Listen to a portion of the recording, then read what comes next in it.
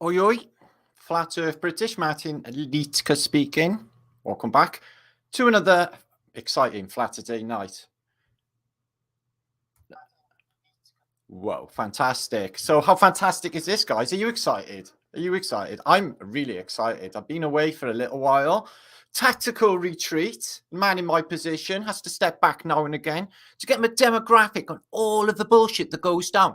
Heavy times in the world, wouldn't you say? So imagine what they're up to online to keep the truthers quiet. All sorts of fuckery going down, guys, which I have no control over, nor would I want any control over. But what I do have a say in is what goes on my beautiful, precious community and channel, which I love so very, very dearly.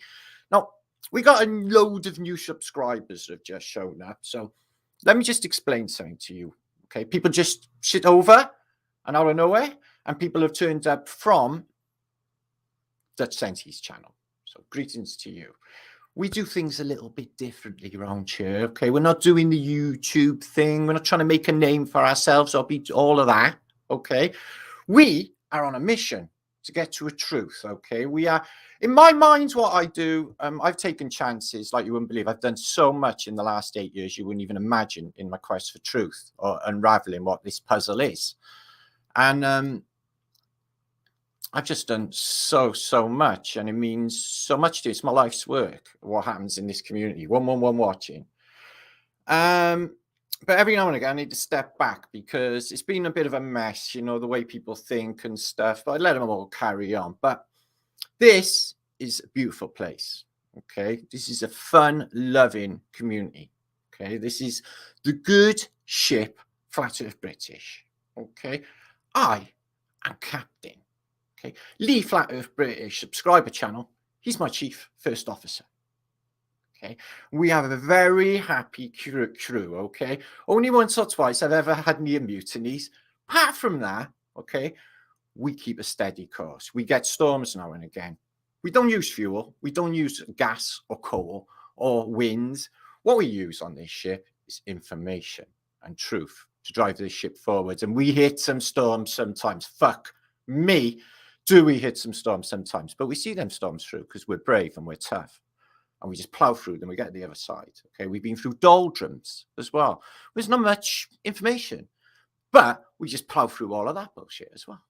Okay, because to me, okay, it means everything, this community. To me, as Flat Earth British, as martinliedtke, I'm here to the end of this. I'm here to see this through to whatever conclusion, guys. And what I do here is I show you, which I will show you in this, the nonsensicalness of the official historical narrative. In this case, it would be how the fucking hell did they populate the west coast of America? Unless all them tens of millions got in boats and went around the Cape of Good Hope, I can't imagine how they did it. Because they weren't doing it with fucking wagon trains or the Continental Railroad, which hadn't been laid down, where they're populating the west coast of America and building all of these massive metropolises like LA, San Francisco. How is all of this humanly possible? You're going to wonder. Now, back to what I was talking about. So in my mind, guys, in my mind, not that I ever put my foot down ever, and I won't, really, because I don't need to, you see, not really. Not that many people really want to rat on me, not really. Or for me to fuck off with the information, because that would not do. What would everyone do? So, but I will say that I do see all, and I do watch all. And if people are going out of their way to try and validate official history, when I'm doing all that is possible to undermine the fabric of fucking society, to crash it so we can have a new world emerge, then if you are trying to validate official history, then you're against me. And you're against truth. So something's going on out there. You know, in my mind, I think, you know, wow, this is like really coordinated. It's all this fucking effort just to make me shut up. You think that he'd come up with something else, but there you go. What we're going to talk about in this, guys, is, like I said, how did they populate the west coast of America? We're going to talk about drugs in wars, okay? Not the drug war on drugs. I mean, drugs, like you got to be on them to go in it. But it's good news anyway. We got loads of good news. It's been a really weird week. Last weekend, I did post from my son's ship, the Windy Ridge, and a flatter day had on there. This week, I've been catching up. Like I said, I've been reading quite a bit, doing like preparations for the stuff to come. The good news of this is, do you remember King Fingerbob, King and Queen, Kingykins and Queenykins? Well, they're both dead. This is fantastic news, guys, because now we got a Kingykins, haven't we? And a Camilla, which is a Queenykins. I can bring them back. This is fantastic. I'm like, Charles, yeah. This is going to be fantastic. King Charles. I'm going to have a war. You're all going to die. He's an old style kingage. He wants to have a war with China or whoever else will do. Okay. I'll show you my let me get them right. These bounce around. I'll show you them later when we're having a little giggle. We may have a little giggle. It's a sort of bittersweet thing. Although being the master of disaster has a certain weight to it, because I'm like, well, I don't want to bum anyone out, like everyone thinking we're all going to die. But like I'm going to mention in this vlog, guys, yeah, what evidence or proof have you got that actually you're alive? No, I mean, we could all be dead. Could have all died like a long while ago. We could all be in hell or heaven. But what is heaven? And has anybody actually nailed it and got like a heavenly existence? What is a heavenly existence anyway? Sitting in the garden, watching the kids run around all happy and lovely summer's day, nice food and stuff. That's about a combination of heaven in this place, isn't it? Or a nice beach, something like that, where you step on a fucking, Portuguese man of war and ends up, in CI, in an infirmary because you went to the beach.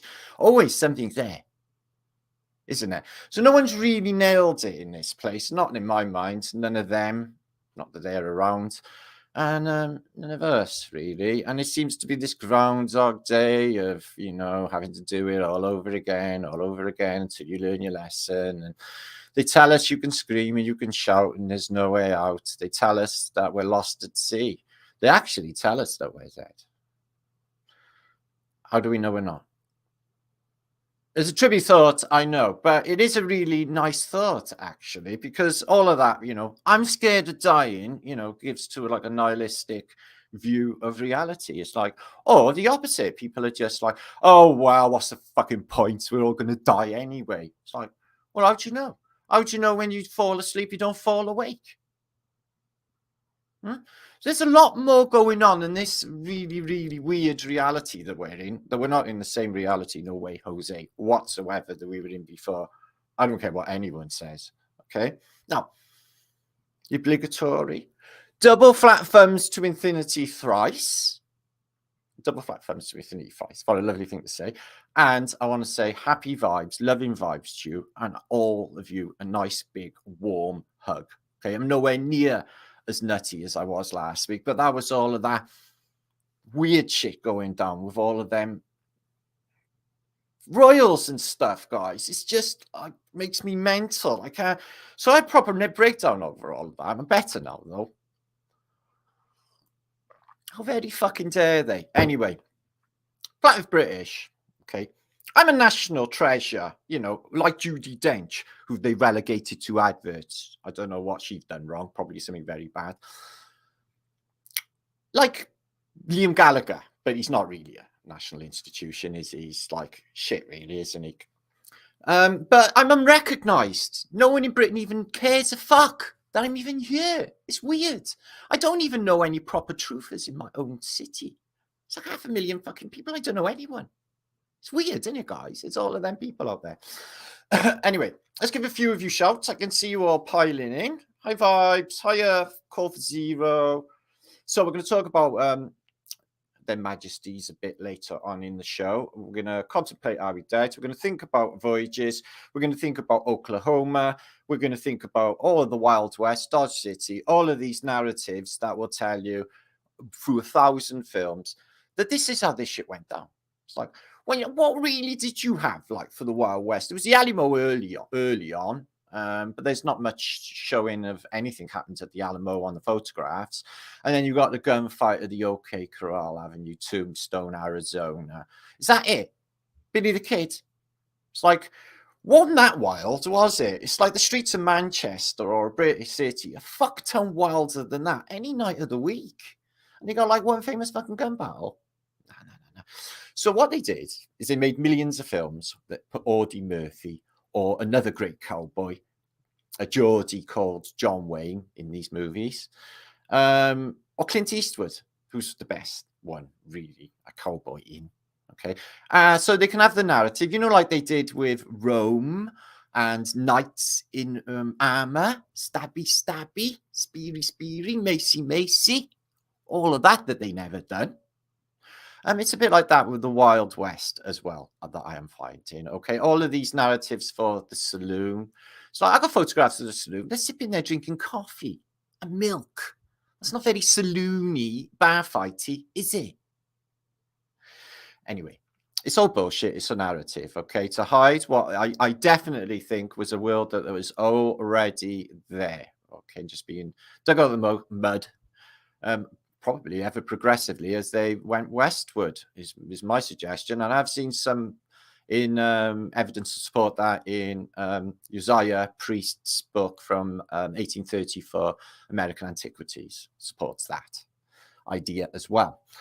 So they came in, the Europeans, to America, they say in the official narrative, through Ellis Island, other immigration posts. And then you had the frontiersmen, the brave men and women that got in long wagon trains, but they never went one behind the other wagon trains, guys. They went side on like that because otherwise you would dust out whoever was behind you. So when it was, wagons, ho, or whatever they said in wagon language, they went side by side.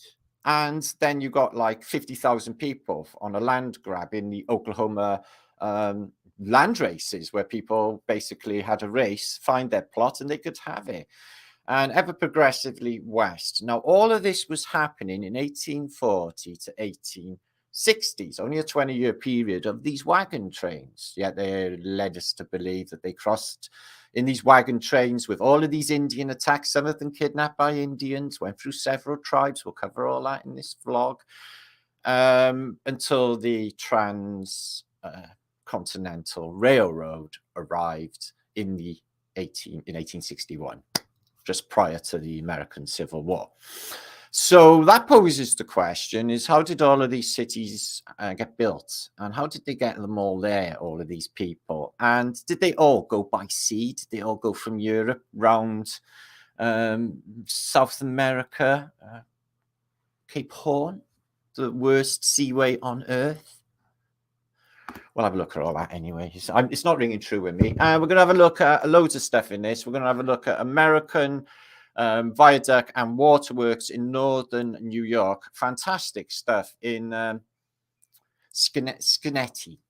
I know I pronounced that wrong. I have heard it said on films, but Schenectady.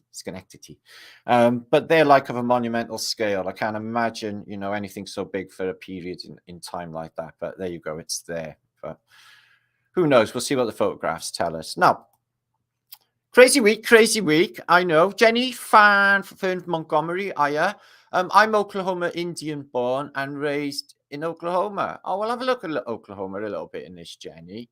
That 50,000 race. The whole thing with the Dust Bowl. At the same time, they're showing what I don't get right with the whole narrative for this, guys. And they're playing, it's so fucking bad, the Great Depression, and they show you Hooverville, or for example, the Dust Bowl of, the Great Dust Bowl and of California too, and of Oklahoma. But in the 1930s and the Great Depression, and people move into Hooverville, like Central Park. Take a look at the streets of LA or Philadelphia today.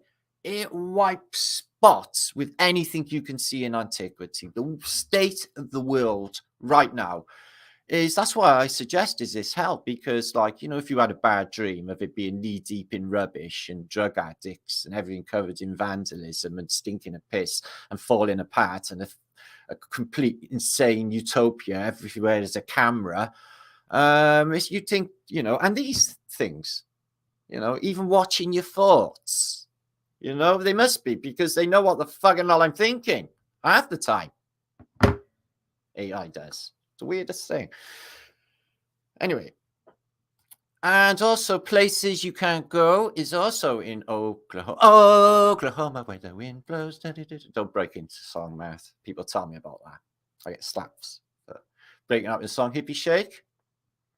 It happens. It happens. Mac Trump, genocide and conquest was real. Well, okay, let's talk about the British Empire. Now, everything they got, this family and now these Germans, they got through stealing it and killing a fuck ton of people.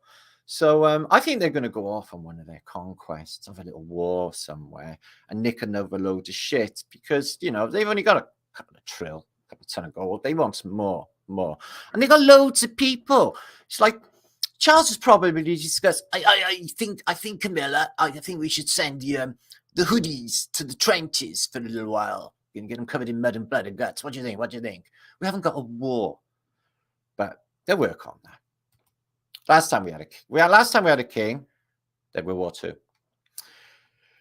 Cheech is in the house. Good to see you, my brother. Andrea, 73. Hi, sweetness. Mandy. Hiya, friend. Macron, I said that.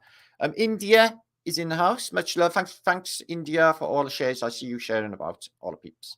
JT, Jollyman, Billy Muir, looking. 1902, my grandma took a train to Vegas, dug out a Continental Railroad through contracts with government, had my dad told stories. Oh, that seems super interesting. Yeah, I looked into that.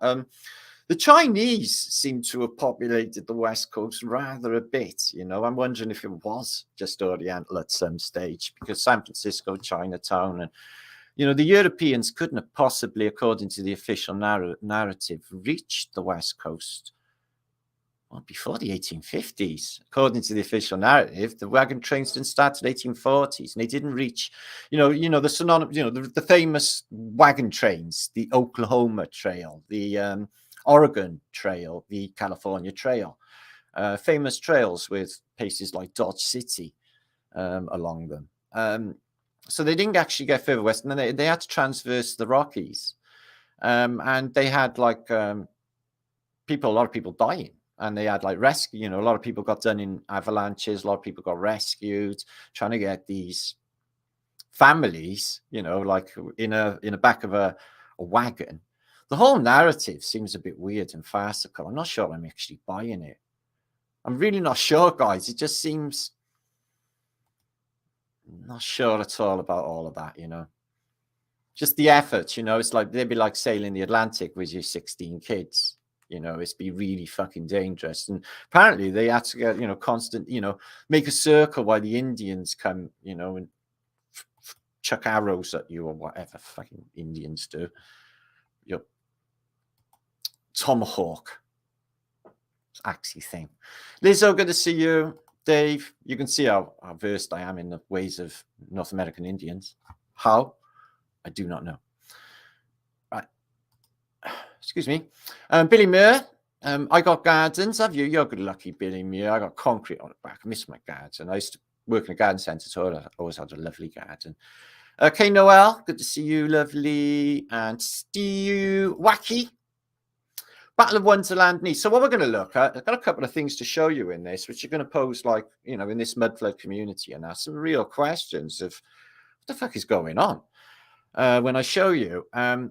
Almost as if, we're living in a place that does, Westworld or Rome world or whatever world, because some of the evidence I'm finding is putting the timelines out askew, which I'll show you in this post, not to, confuse anything, but, something is not quite fitting. And I will show you that in this post. Okay, guys, it's all important and we have to be, real about things. So we will definitely be looking at that. So, did you share this out? 421 of you. Happy Flatter Day. It's been a few days. Like I post nearly every day to let you know that everything is IRE and I be about. But I do have stuff to get on with, life stuff and all of that. And like I said, I've been keeping an eye on watching the community while people don't play nice. I don't know. Schoolyard mentality. JT, send the debt slaves to Australia. I don't know what kind of... Yeah, oh yeah, you mean the... them, okay. Trash Thunder, good to see you. Okay, we're getting to some juice, as I said, in a minute. I want to... Romany Bear, thank you, my brother, for membership in me. Anyone who memberships me or patrons me and stuff. I don't really post on Patreon because basically it's a double a chance of getting copyrighted, and to survive on YouTube in this day and age is fucking hard. You got to watch what you say, haven't you? So Alpha Billy, my blessed brother, good to see you. And Tommy Rogers is in the house. Much love, Toronto, Tommy. We love you. And put it back in. Brian Evans, hope everything is well with you, my son. Jimmy James, that sounds like a gangster name. Or song should be sung. Jimmy James, there's a Clash song, never mind. Shady Ives, Secret of Truths, good to see you. Daryl, happy days. So Dan Falkenbach, my old flat earth buddy from many, many, many moons ago. So I've been going 8 years. Apart from Super Rats back in the day, how many people have you heard me calling out? No, I know, because you fucking won't either, because I wouldn't do shit like that, because you can't just chuck shit out about people. You need like evidence and stuff. And like I said, guys, it's important work sort of undermining. They're the dirty bastards and they play dirty. Okay, is what I'm finding. That I knew anyway. Earth's history was confusing. I literally love your little doggy. It's got beautiful eyes. I'm like, all like sad every time I see a dog at the moment. I'm like, I love that dog. Psilocybin 9. Much love. Shroomage, my brother. Overdoma. Barbara, good to see you. Hugh. Joy's in the house. Okay, let's get into some usage on a flatter day night. We've got some funny stuff coming up. It won't be like too dirty or anything, you know. It'll be a happy place. Happy all the time. Yeah, okay. I will cheer you up with my little witticisms and the things that just come to my brain, like, isn't surprise sex lovely in the morning? Unless you're in jail. Squirrel Sniper, Professor Mudd, D'Angelo, Alpha Billy, Eric, Three Fingers, good to see you. I never watched it. In fact, I unsubbed from absolutely everybody because no one actually subs to me. So I thought, well, there's no point. And I don't watch any channels really anyway because there's no fucking point, is there really? So I wouldn't know. But that happened last week as well. I did a post and I prepared and someone else slotted a fucking video out. And I was like, oh shit, I was like, and talk about that. So I think I better get rid of that and start over. It does happen, brother. Jer Saunders, but yeah, I had to unsub from anyway. On my Italian channel, I'm actually subbed to like nearly 30,000 people. So, like, what the fuck for? I miss smoking. Do you? Why'd you give up? Don't listen to him. It's all wank. Okay, that body's your own. All his mind's in this place. Remember that. Okay. There's nothing they can do to you in this place. Once you gain your power back, know that you're in creation that was put here for you. And you're ever so important in this place. Social Ripper, much up to you. Hit the like, guys. Yeah, do that. I'm going to get into some juice. Okay, that's my obligatory Flat Earth British loving to start, start the vlog. We do this like we have our little hangout for a couple of hours to chew the fat before we get into the juice every flatter day. So if you do turn up a few hours early and we're all in chat having a chin wag. Levels everything. Fat thumbs. Ghost Rider. Camilla has low hanging fruit. Yeah, Camilla talks a bit like that. Hi, Charles. Yeah, I've noticed that about Camilla. She's a bit of a bitch, isn't she? But anyway, not going to go on about the Royals because it make me proper mental, as I said. So I can't fucking go on about them. Claire, feel the same way. Okay, but I'm going to do the loving thing today. I'm not so nutty. Calm down now. After all that bullshit, and they fucking got rid of her. Do you know they put her in a lead coffin, like vampires? Thick lead coffin. No wonder them soldiers look so fucked carrying it. Yeah, If it was anything in there, which it wasn't. Anyway. Like I said, someone could have pinched the Queen, and then that would have been right shit then. Yeah. Blame a foreign country. Somebody or other, like Bin Laden stole the Queen out of a cave. He's been planning it. It'd be on the news 15 minutes later, like when the towers never fell. Yeah. It'd be like exactly like that on the news 10 minutes later. Queen's dead. Ace McCloud, we love you. Shout out Ace McCloud. Much love, Ace. Thanks for the $5 Roonies. Feppy the Penguin, Acage. Much love to Dottage as well, Acage. We love you. We love you both. You're the best. I love this community when they. I mean, all the years I've been on here, there's so many people have met friends and have stayed like friends and stuff. There's been couples that have met, are still together. Loads of them actually. It's been like. It's a good place to meet people, is Flat Earth British, because you know they're going to be like-minded people, and you know the spiteful bastards. Well, I ain't having none of it, guys. You know that, don't you? I won't have none of it. And they don't like to come here anyway, because they know some proper mental, and I'll fuck them up. Anyway, don't they? Yeah, you fucking know it. Valerie Pax. I'm the real deal, guys. Clown shoes, been there, done it. I've got so many fucking t-shirts, sad to even imagine. Viv, good to see you. And I do stuff that other people wouldn't imagine. Jason, Fartage. Martage the Fartage is my given name. No, it wasn't. T424. Subways are probably chemically. That food they're giving us is all shit. I'm really fucking having problems eating anything. I don't know what to eat anymore. It's all wank. And I can't be spending all day preparing vegetables and cooked dinners. Yeah, because I can't eat all that. I'm only my son, and he don't like all that, you know. So, Inglorious Butter, good to see you. No, and Son of Overlook, and D, and Nicole. Fiona, little wing, love you. Little wing, she's like a little wing of truthness. Cowboy panel, Festad, good to see you, my brother. Festad Munster is in the house. Awesome, awesome. Helmet, good to see my brother as well. It's a beautiful day in North Carolina, is it? It's a nice day here, but not very. It's getting that autumn in. I really like it. It's lovely. So yeah, I'm at this sort of. I'm guessing like I'm having a bit of a midlife crisis thing going on. I'm reaching a certain age in life. I'm not going to tell you because I like to lie about my age.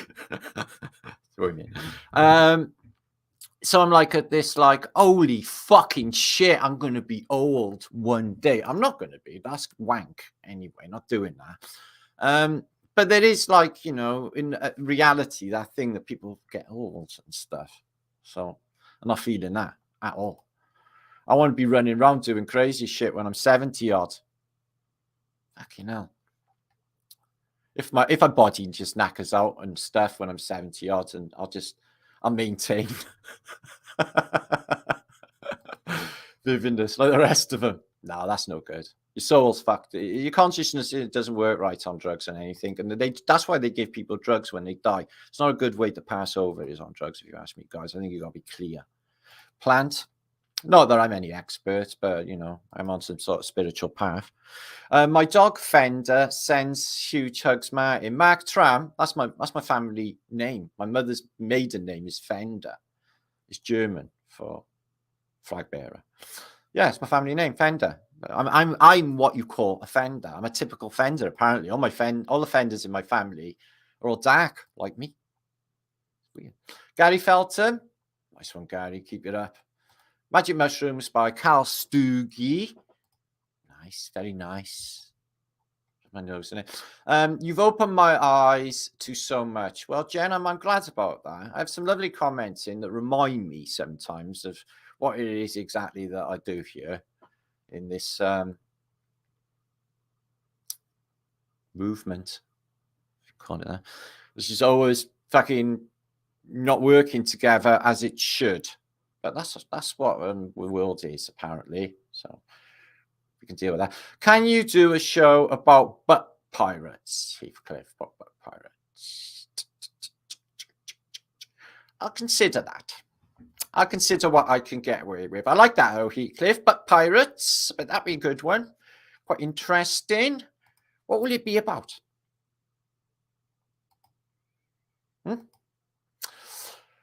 Anyway, Jay, speak sweet words. Should you have eat them later? I'm trying to work things out etymologically. I don't want to be casting spells. I'm trying to bastardize the English language at any fucking opportunity that I possibly can. So anyway, let's get into some juice. So do your things. Get your spliffage ready. Let me do the driving. If you don't know what goes on Flat Earth British, like I explained earlier, I'm going to take you on a crazy roller coaster ride of information. It will be quick. Absorb and let me do the driving. You up for that, 500 odd of you? Did you actually share this out? I didn't hear any fucking clicking.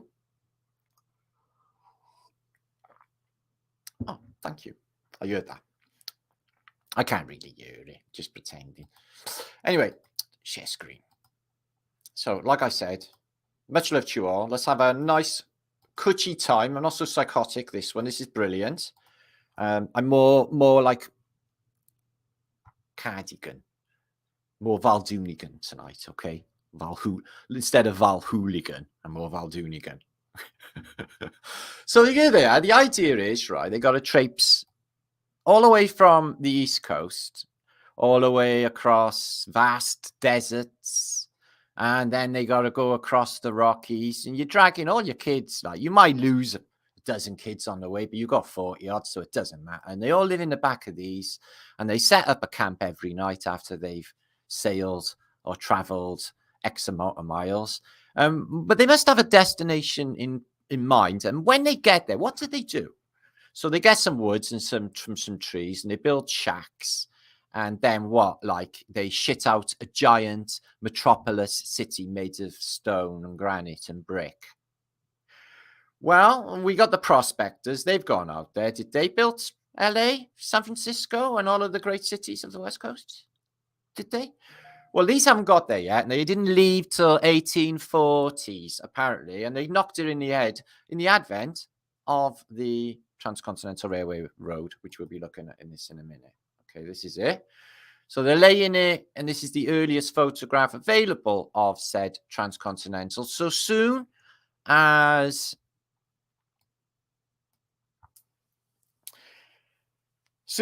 this is finished, the wagon trains were no longer needed, and people traveled this to the West Coast. But did you notice that all of the workers seem to be either, some of them are blacks and the rest are Chinese, because in the narrative they said they who laid the tracks and then take it across America. This is in the Humboldt Plains.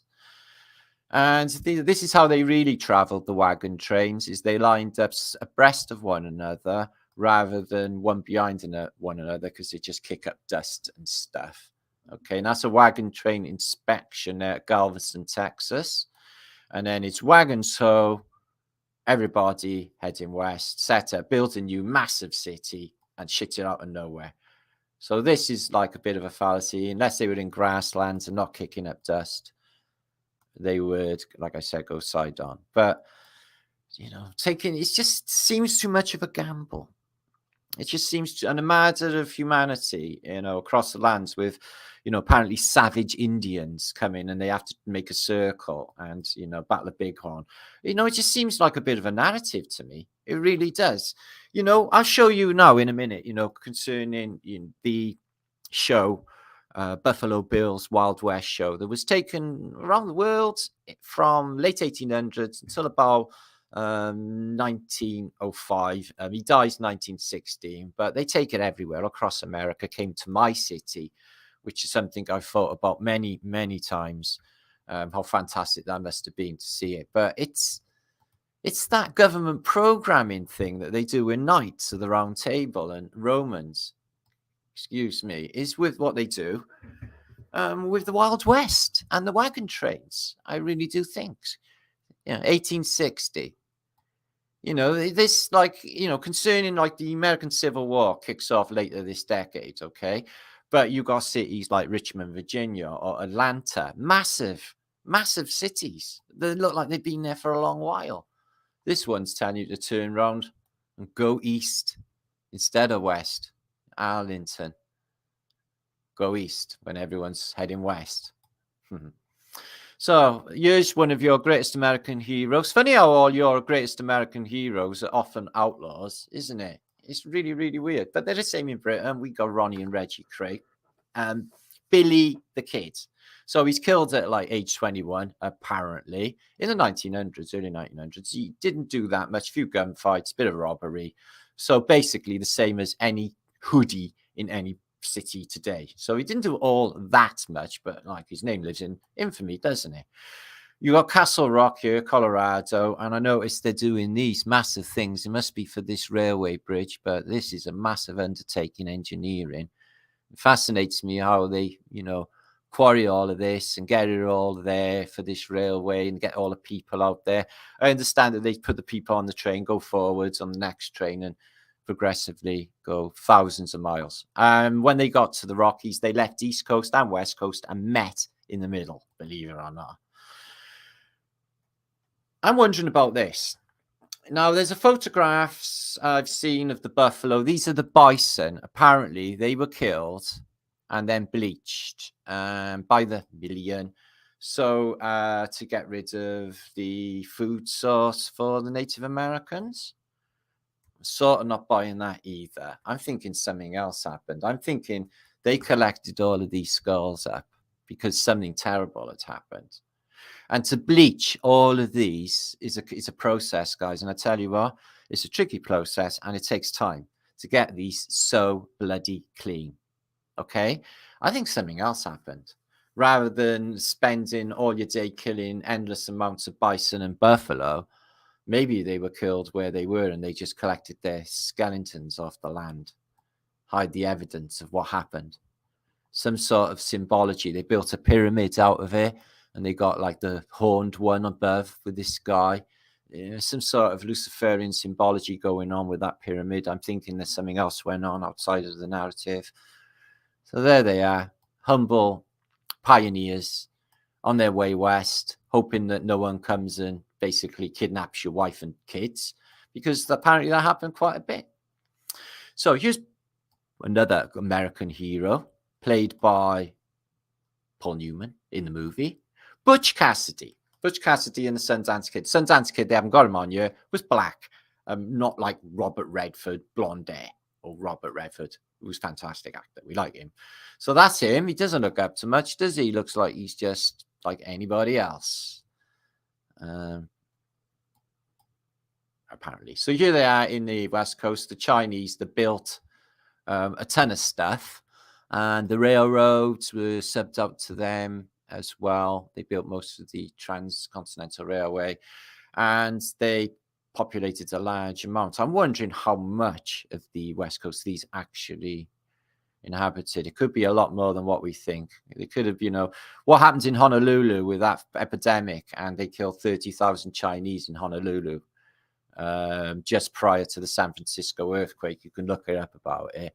I think there's something going on. They could have been killing these off, killing the Chinese off. So justice of the peace, law west of the Peccanon, I believe. I'm not sure. So Judge Roy Bean. So I'm sure you've heard of him in the Westerns. Judge Roy Bean. It's apparently the real dude. And look at this place. Why is there a giant crack in it there? You see that? Or is it in the photograph? It looks like it's in the roof because the L's gone on the billiard thing. Well, we didn't go through to that. Oh, I don't know. It reminds me of that horror film, The Omen. That's a fucking scary film. That's because it's supernatural. So further north to the Klondike. So they got up there, dug for gold in the Klondike. And the Klondike had a dance hall. It's not looking very Klondike-y. I thought Klondike was all like mud and snow. But there you are. The Klondike Can Association Society. I'd like to see them do the Can. I've got a feeling that they won't somehow. And there it is, the Oklahoma land run. So they had 50,000 people take part. And as soon as you found your plot, you could keep it and farm it. But apparently it all turned to dust. A lot of people just thought, fuck this, I'm not going to get any, corn or whatever they were growing, and dived off further west to California, where the same thing was happening. But, you know, that narrative's not ringing true to me either, not compared to the things that are happening today. It's just like not that bad. So they were willing to dish out a lot of America to these people, weren't they? Just come from Europe and you'll be given land. I wonder how many of these have actually regained their land to the modern day. Again, I bet zero. Be worth tens of millions anyway. So Tombstone, Arizona, 1886. That's when all that time when all that shit went down with Wyatt Earp and gunfight at the OK Corral. But this here is an abductee from said wagon train years before. But he had learned to speak, whatever, I think they were karaoke maybe. No, they're Apache. And he learned to speak, and he said that he was very well cared for and loved as well, But their TPs are a bit rudimentary. So these are really early color photographs, obviously colorized, but beautiful for 1886 to see a colorized photo. This woman was kidnapped, and she was actually passed between two tribes. Her brothers and sister and mother were murdered. The husband was murdered. She was kidnapped and tattooed. And then she left the one tribe and joined another tribe. I think it was a karaoke. I can't even fucking say it. You know what I mean? Cheyenne. That's it. The Cheyenne. So she joined them. But yeah, so a lot of these wagons. So it was a bit of a dodgy old show doing this wagon train business for them 20 years. This is a really interesting photograph. This is 1860 San Francisco, 1860. This is like going up towards Nob Hill, etc. Some stuff on top, some sort of mud paths going up to the top. I don't know what that is there. Some old shacks on the hillside. These look like they might be a little bit mudflood affected. The grass seems to come down here and it's grassed over, but it's just looking like some Wild West town in this part of San Francisco, 1860. According to this photograph, not much going on. I got some other photographs of 1860, a bit more central, and you see a lot larger buildings. Okay. And this is in California, and this is a saloon. It's not exactly what you'd expect of the Yeehaw bar fight. That chair looks like you should be very careful sitting on it when you're drunk, or even walking around drunk in that place would be pretty bad. And hang 'em high. So in Tombstone, Arizona, this guy got caught stealing a horse, or horses. He was a rustler. And they strung him up in his Levi jeans. So they took their law into their own hands, apparently. But they were doing that in Europe, and they're like, look at Mussolini. So there he is, Buffalo Bill. Okay, he's just like Custer, George Armstrong Custer, 1889. He dies in the First World War, 1916.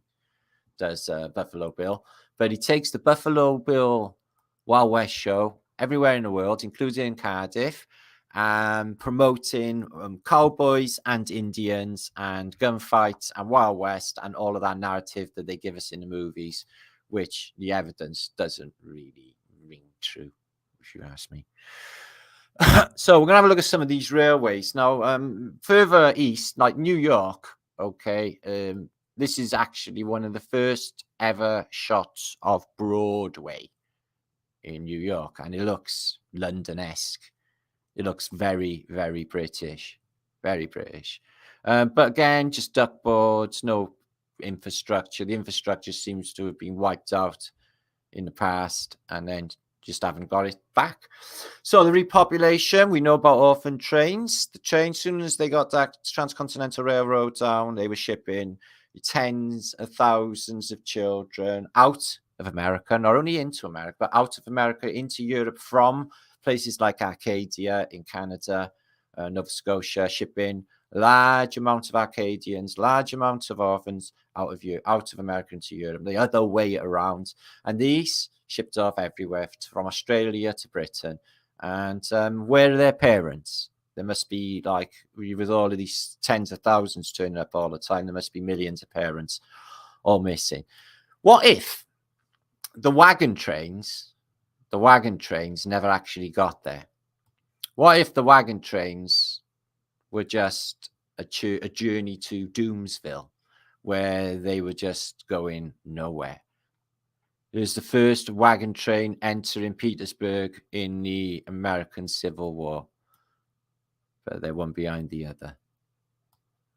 In this stereoscopic image of the American Civil War, 1865, just coming up to the end of the American Civil War, and using wagon trains. So when they finished the Transcontinental Railway, they finished it off with a golden rivet. But they didn't keep it there because obviously it would be skanked, because we would all know and we would go and steal it, or somebody would. So now it's in a museum, but it was there apparently at one stage. And there they met in the middle. They shook hands, a bit like the Channel Tunnel. But this is only one or two photographs of this most important thing ever bloody going on in American transport history, available in the whole of the Internet Archive. They blasted their way through mountains to get, nothing stopped them. Cross hills to get them, them trains west. The first full passenger train to run in America was actually from Omaha to Sacramento on the West Coast. And that was in 1869. No West Coast trips prior to that. Interesting. So they couldn't have brought all their materials by train because there was no train. The tens of millions to populate it, they couldn't have brought them either. And look at these fucking things that they built. These huge wooden edifices. Some of them are still standing, I'm sure. It's weird, that shale there. What you find with the bridge, where they put a bridge, is there's usually the existence of an old bridge, you find. And this is the moment where they met in the middle. Okay, they met in the middle and they shook hands. They done the old champagne bottle thing, apparently. But they are cutting the Chinese up. The Chinese laid the railroad. I don't see a Chinese face on here. Just probably a little Masonic handshake, a bullshit for the narrative. And the job's done. But I'm not buying that. It's like the Channel Tunnel. It just seems too much. So this is Edinburgh, Jerusalem, you could call it, in Scotland. New Jerusalem, very important to the royals, very important to the whole story, by all accounts, the size of these tenement blocks. But like with a lot of British cities, the rail dictates it. The rail dictates all of this. Central bit was all put there for the rail. So that would have to happen in every American city. And then they got they didn't have the Panama Canal to nip through around to the West Coast. Everything had to go around Cape Horn, everything around the tip of South America. It doesn't ring true. And I don't think they could have done it looking at the evidence of the wagon trains, do you? And these weren't run until the 1860s. So how the fucking hell did they all get west to build these cities, guys? And look at these rocks here. What is all this stuff? See what I mean? It's almost like they're digging it out rather than, is that even there for the first time, or was there a track there? That's digging out Transcontinental Railway. Excuse me. Ugh. But when they did get them up and running, some of the trains they had were absolutely first class. Mount Washington Express there. Beautiful. 1, 2, 3 steam trains, 4 steam trains. Really? Maybe they went out separately. Look how beautiful the colour is in this picture. Wooden platforms. Oh, excuse me. And they do this. Again, New York. And down into the New York Underground. And you've got all of these. They dug right the way into every city. There's got an underground, New York, Moscow, all at the same time. All started around the 1860s mark. Again, with the narrative of what's going on the street level. No cars around. Only the odd electric tram. They didn't come in until the 1870s. Yeah, they're digging under the city and putting these trains. Whew. Wow, that's some futuristic shit right there. And on the Bowery, look what they're building. You know, this is the old world. Look at it, the Phoenician shells. And you got the Roman inside arch, Corinthian tops. It's just Rome, isn't it? The size of these arches as well. And in New York, like other American cities, you got the train elevated, the elevated train, which is pretty groovy, I think. Can't ever remember actually seeing an elevated train with my own eyes. If I can, no, I can't actually think I have. Not like that anyway, not on these. So yeah, that world looked pretty nice, pretty fab. I wonder what that's running on. It's got a wire up there. It's one of those cable cars. It's got nothing on the roof. The basement door's open. If he could fall down there and get himself a lovely little insurance claim. I've hurt my foot. No, that would be dishonest. That's not good advice. Anyway. What about this? Bicycle, electric car. So they had this, guys, and it's really thin, but it's electric, and it's like a monorail, and they had that in the Victorian period as well. So that narrative's not really ringing true. You know, the whole thing from like, you know, like with the planes, the Kitty Hawk to apparently the fucking Apollo. All of that was bullshit, but we know that. So this is the story of the locomotive, okay? It starts out at 1769, you get this. So they've sorted nail pressure systems. They understand the second law of thermodynamics by this period, okay? And then we got Stevenson's rocket, locomotive, 1825. And this thing fucking blew up on the exposition of it, apparently. You got the Atlantic, 1832. So it goes from Stephenson's rocket in 1825 to these things within a decade or so, or 20 years. From just being invented to Casey Jones, across America. Too quick, too weird, doesn't ring true. Something else going on. And there they are, the orphan trains. Endless kids. It's a sad story. And you got these. This is in Russia near Murmansk. And you see these in the Wild West films, don't you? And they got a handle and they pump it up and down, and then you can go thousands of miles as long as the train don't come. Because you get like proper squished. So not all were electric. This tram seems to be running on some sort of, I would say that was a boiler. Or is that compressed air? I think it's a boiler. So where's the engine if it's a boiler? No, I think it's probably compressed air. What would you say, guys? I'm a bit troubled with that one, but it's another mode of getting these things around. I'm a bit unsure. What do you think? Anybody in chat? What do you think? So later on, we're going to do a bit of spoon hanging. So make sure you go to your kitchen and grab a couple of spoons, because we're going to be doing a spoon hanging session. It's really important. This is. It's very truthy. Anyway, so this is really interesting. Early New York again. A tram there. Horse and carriage coming through here. But look at this thing here. Seen some lovely footage on Facebook, but I didn't have time this morning, of lightning striking a building. And the whole thing lighting up. It was brilliant. Very antiquity. So this is the old London St. Paul's Cathedral. And what you see is you had wagon trains and some sort of exodus of people coming in at this period. So these wagon trains been going on a long time, apparently.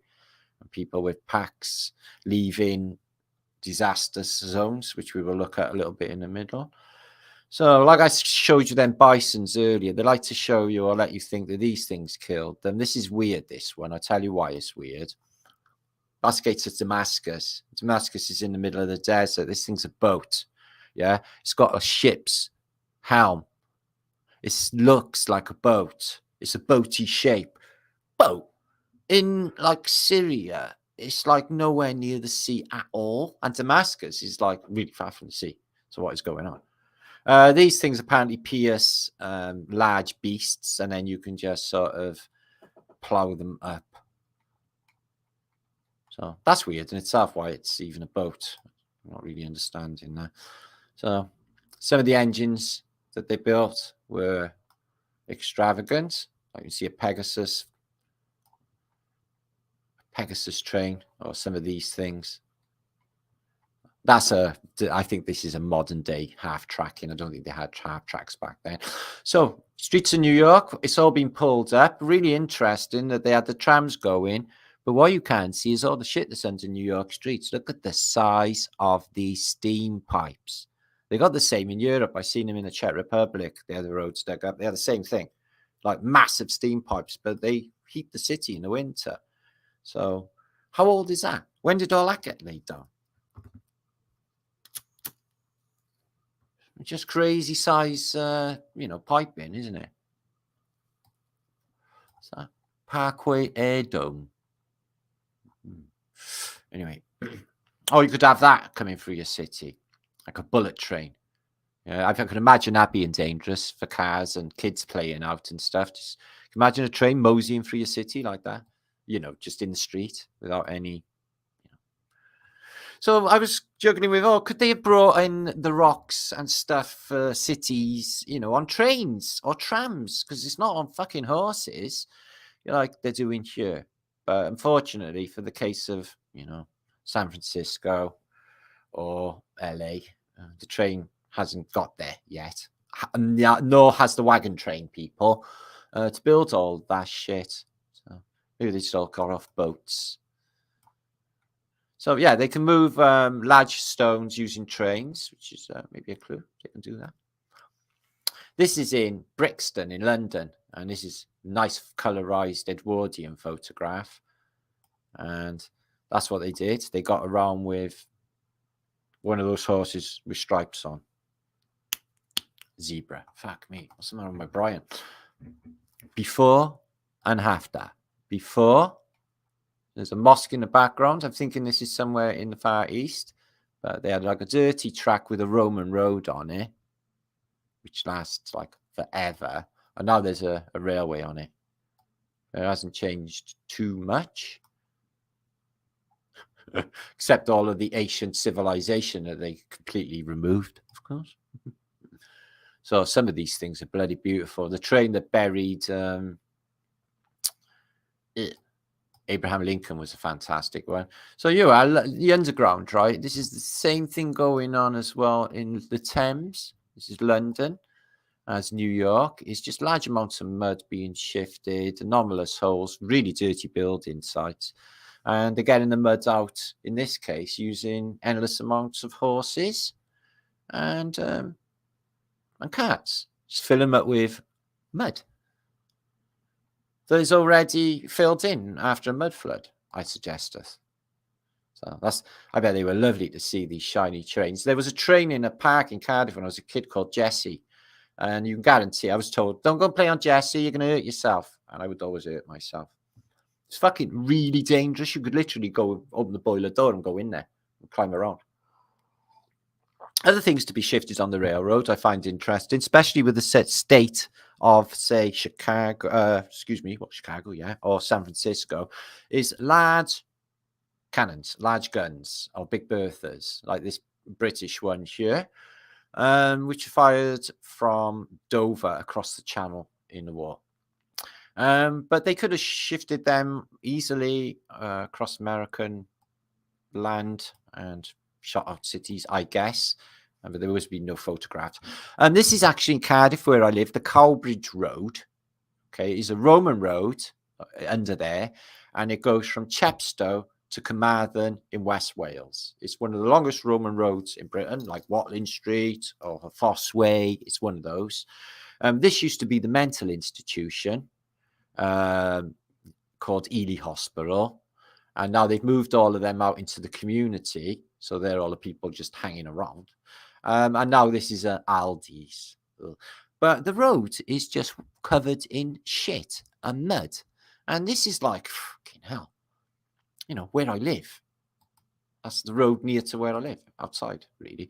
I think they were using trains further back. You know that cart thing? This is from the 1500s. And they got this giant thing with loads and loads of wheels going over what looked like some sort of tracks, maybe, with these huge spikes out at the front. So I have seen evidence for trains being used in some mines in Hartlepool, 1600s. I've been trying to find that image. So yeah, just blast your way through a tunnel. Look at that melt. Wonder if they used actual lasers rather than TNT. It looks really, really melted. So, Central Pacific Railroad map. And here is from Omaha to San Francisco. And to give you some idea of the topography of the elevation. And it doesn't do locks, does it? You know, a train. So it has to gradually rise. And then go across mountains. Cross all the Nevada desert. Jesus. It's a really precarious journey that must have been for any wagon trainers. Wonder they got there alive. There's that thing. Look, this train. That's a better image. Not sure what it's going over. It must be mud. And sticks. And then they go over the sticks. Some sort of like train thing in the past. Anyway, we move on. We move on. So we had Buffalo Bill with their government programming here in Cardiff. And I used to fantasize about this when I was a little kid. I used to think, fuck, man, must have been brilliant when Buffalo Bill came, yeah? They had all Cowboys and Indians going across Cardiff Bridge. They had all buffalo roaming wild in the castle grounds. And they had like hundreds of teepees. Yeah, it was literally 800 people involved in this and endless, you know, circus performers coming into Cardiff. It must have been a very exciting thing for the people of Cardiff to see at that time. When the legend Wild Bill, Buffalo Bill, West rode into the streets of Cardiff. There's the American pioneer of history. Is worship the mayor of Salford. Oh, so this is for Manchester.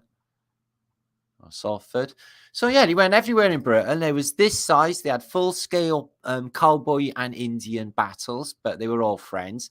They had literally sitting fucking bull. At one stage, they had Geronimo before he ended up with his head on 322 in Yale. Don't know what happened there. They must have pissed off the elites or something. But again, it's giving you this, you know, only a couple of years after all of this shit is supposed to be going on, the Wild West, is they're showing you a show at the turn of the 1900s where they're showing you how the Wild West was. This is pure theatre, guys. Pure theatre. As I'm guessing all of this story is of the population. It just makes no sense, you know. The times are off. There's only 20 years to play with, to build massive cities, to burn them down, to build them again. And none of this is actually making any fucking sense, guys, okay? The time scales are just not there for the massive population to arrive, guys. It's just not happening. All right, Buffalo Bill, loads of teepees in a Cardiff Park Club. Oh, this one was in Swansea. Must have gone there too. Just crazy. I can't imagine how cool that would have been. See, we used to have like the military tattoo year every year.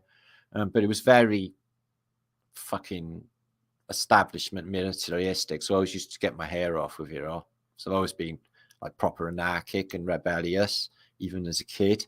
So there they all are. Buffalo Bill. So he come into town. All very exciting, I guess. Buffalo Bill. There he is. Buffalo Bill's Wild West. Got a little bit of film here. I won't be able to show you it all. But there he is. Buffalo Bill. And then he's got Sitting Bull behind him, you know, the one that's killed fucking Custer, but all is forgiven. You can join the show. A load of real Indians, but they're all in the show now, so they're not fighting any cowboys anymore. They survived the Indian Wars. A load of female Indians with their children in tow. I think there was like 800, like I said, just shy of 1,000 people in this, but it was bigger in America. They must have took ships across the Atlantic. Here's the cowboys. They'll be fighting the Indians later. Yeah. And then you got Annie Oakley. She joined it too. I got some film of Annie Oakley. She was the sharpshooter. So she gives you that myth of we were all sharpshooting shit way back when. Oh, that's weird. They are in pantaloons. They are European. Zouave. They're Zouave, not American. It's got the Zouave. I'm guessing because the French Louisiana would have had Zouave. Mexicans, they get like chucked out of the plane. And Vicha. I think these are the Germans. They're a little bit German. That's all right. You were all mates back then. Yeah. Show you a little bit later. Oh, it's all been militaristic and Zika since the fucking beginning. Britain, America, Germany, they're all fucking proper fucking Nazi guys. Believe it. Okay. All this nationalistic further is against brothers elsewhere. Like these. They look like sheiks. I mean chic. They look chic. So these were from Africa. They joined the show too. And we got some real Cossacks. You don't see Cossacks anymore. Cossacks wear hoodies and have tattoos in the modern era. I'm guessing they still got Cossacks. So who are these ones? The Chinese, they made them go last. Is that a Scottish? The Scottish should have been at the fucking front, blowing the bagpipes. So what happens backstage? I can imagine a load of squirrel shit. Okay, they got machinery. We're going to get up that marquee. Okay, let's have a look. There's one. But Bill, having a spliff? Fuck yeah. Yeah. Nice one, Bill. Can you get on that horse? You old bastard. You can get on that horse. You try that when you're 70 odd. Jesus. You look like Colonel Saunders. Did anyone ever tell you that? So they had loads of elephants. That would have been fantastic. Ooh, the birds look all right as well, don't they? 1920s or 1901 Indian ladies. And they got a big stadium. I bet it was exciting. Oh, I would have loved it. See me, right? When I was a kid, I had the best guns and holsters you can imagine. They had the leather holsters and beautiful ivory handles on my pistols. And I loved them so very, very much. And I used to sleep with them on. So when I was little, my mother had to wait for me to go to sleep so she could take my like cowboy hat and my cowboy guns off me. But I would be half awake and I would get that gun out of my holster and I have it under the chin. It was like, I'll shoot you, bitch. Don't take my fucking gun. She's like, okay, because she knew I was a psycho, and fucked off and left me with my gun all night. It was brilliant. Obviously, they were cap guns, but that doesn't matter. They were beautiful. They had ivory handles and leather bits and golden bullets that went in to the gun. I know what you're thinking. That sounds fantastic for a little boy. It was. It was fantastic for a little boy. Fucking epic. What a fond memory that was. Oh, I love that gun and holster. Oh, who are these? What the fuck?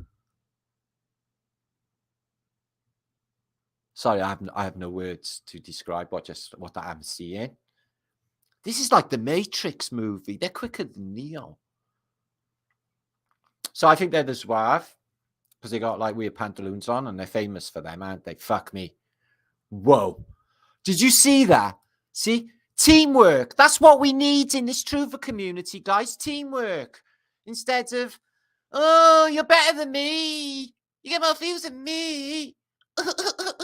Going on all the time. That's really fucking transparent. Grown-ups can see. This is good. Oh, shooting upside down. That would be fucking dangerous. Dangerous, that. What? Guys, get out the way. It's got a double barrel. The kid just ducks out the fucking way. Wow, that was deadly. My nerves. I got literally a heart attack going on. This is so... Horses playing soccer. Dun, dun, dun, dun, dun, dun, dun. I don't do that anymore because that's actually voodoo. It is. Do you know when you say words 3 times? Yeah, they're casting spells. I accidentally do it sometimes as well, like from Infinity Thrice. That's 3 times, but it's not to do with that anyway. That's martinliedtke stuff, which is completely oblivious and nothing to do with any of their bullshit wankness, if that makes any sense.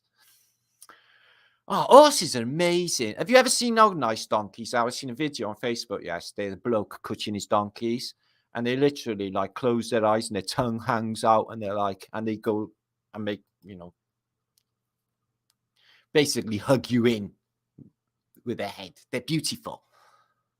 They're lovely.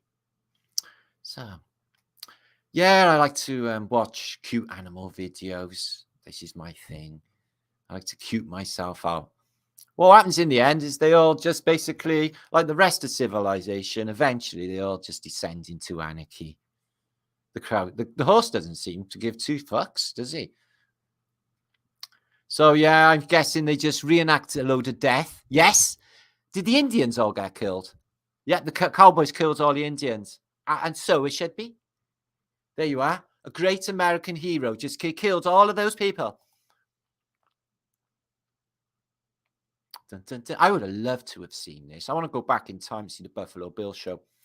I want Victorian clothes, a wallet full of cash, them big old pound notes, or maybe a million pound note, and I'll go back in time to about 1900. Okay, I could have a fantastic time in the Victorian era, guys. Could you imagine what I could get up to? It'd be fucking brilliant. That was exciting. So, final salute. Let's have a look, because I tell you what, this is so good. I can't even believe it. Final salute. Come on then, Bill.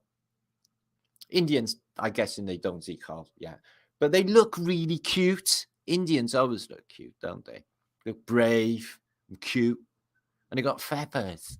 This is what makes them cute, probably feathers. But they will chop your heads off. There's Bill. Killed all of the Indians single-handed. Won the American War. Yeah, made himself president 6 times. With another Englishman. George Washington. Freemason. I don't know too much if John Washington even existed. And I'm not thinking he did, really. I haven't got a photograph of him. And here's Annie Oakley. So she was sharpshooter. She was in Bill's show for a while. She went on a world tour as well. So she's a chick. Check out her shooting abilities. So she stayed with her husband, who is him there, from her teens through to when she was an old lady. They were a double act. And he never, ever shot her. She never shot him. She can shoot bits out of the air. So Annie Oakley, yeah, she was. I tell you what, she was a looker too. She wasn't bad looking for shoot your head off. See? So here's another question for you. Similar sort of narrative concerning timelines. Now, remember I just mentioned Westworld. You know, like the film Westworld. Could that have been going on with the Wild West? Because it all seems a bit of a fucking show. Yeah, it all seems a bit of a, take the frontier for the Wild West show, because none of it seems real to me. It all seems like the movies. I don't think any of that was going on. I think we had free energy and advanced technologies in this period, and it just gave us bullshit to look at. This was found recently in Verona in Italy, northern Italy, Verona. And it is a classical world mosaic, and it is approximately 2 feet below the pavement. The question is how, in this and other examples that I will show you now, if this is real, how is it possible that the classical world is only the same depth as the medieval world? Because the medieval world of apparently 500 years ago is apparently 16 inches in depth. I worked in archaeology. I know this. And that's not far off what we're looking at here. So this is supposed to be the classical world 2,000 years ago. And if you think about mudflood over and over again, how can you explain that mosaic so close to the surface? Was there a later, a neoclassical era, like post-Middle Ages, where all of this Roman, Phoenician, Bacchusite, shells, and all of that type of architecture, the uglification they put all over the Tartarian stuff, came then, like a new classical era, not exactly Rome, but a copy of Rome and more recent. A bit like Rome World that you get in the Westworld film. Because that's really close to the surface. And it's the same as the medieval depth. And going on that, then they were building classical mosaics closer to the medieval period, which is not that long ago, because nothing is ancient in this place. This is nice. Two coils. Fan. It's like a steampunk fan, but I'd love that. I'd love that on my desk. So is it free energy? No. No, it's not. I remember the days when you could get a dozen pairs of knickers on the line. See, that happens to a lot of ladies. That does. Yeah. See, You always got to look at the mother to see what the girl's going to end up like. You do know this, don't you, fuck fellas? Yeah, you do know that, obviously. I'm thinking this is a mosaic, but I think it might be sex and the Asians. Because I'm seeing something else going on here. That's like a leg, isn't it? And there's a third person, but it is the Romans. And, you know, they do that, don't they? I think this is more sex going on. I think there's a Neapolitan going on there and a bit of chow mein going on. chicken chow mein. What? Well, it's not me. History's rude. I'm not. Look at her. She's like, fucking hell, this remote control. What do you think she's got?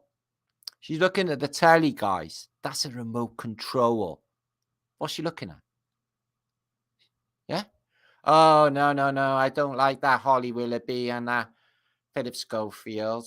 They jumps the queue and she switches her over. I know.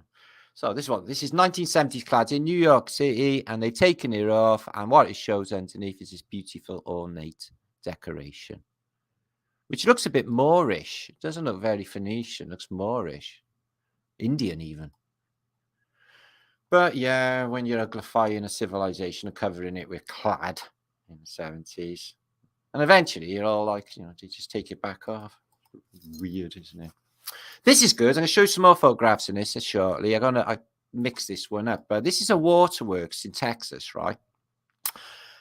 And that's like a Greco-Romano temple. I'll show you another photograph. But like, this is a mad place. And it's in the middle of nowhere. And it's got these giant water towers. I'll show you another photograph a little bit later from a different angle. This place in the middle looks like Greco-Romano temple. It's crazy. So the markets of London in the 1800s. Oh, look how old all this world is of London. Everything's just bogging even then, and the car's not even been invented. So that's weird. They're all in shawls and like Edwardian stuff. Yeah, just coming up to the Edwardian period. And that lady there got her hair in a bun and a jacket on. She looks proper modern. They're her. She looks nothing like him. Twine Twaveler. Oh, this is interesting, considering I witnessed this with thine own eyes. When I was in the Czech Republic back in May, it was brought to my attention how low their reservoirs were there, and that was in May. And I was like, oh shit, I hope they have some rain. That looks really bad. Drought in Europe have been the hunger stones visible. These stones were used to mark desperately low river levels that they would forecast famines. This one's in the Czech Republic. It's from 1616, it says. And it says, if you see me, cry. And now the if you see me cry thing is now visible because it's that low. And I witnessed this with my own eyes as well. So, yeah, there's a big drought going on, and that will affect the food's run out. That stuff we're eating, that's not fucking food. All of these shops just shitting out all this new produce and all that, and they're just filling it up with water, and it's all modified and chemicals. All of the vegetable, everything's fucking GMO. What is natural? What is okay? Because the foods I grew up with in the 70s and 80s, guys, was fucking yummy and tasty. And I can't find yummy and tasty. I'm like, no, because it's all chemical. I can't drink anything I'm finding.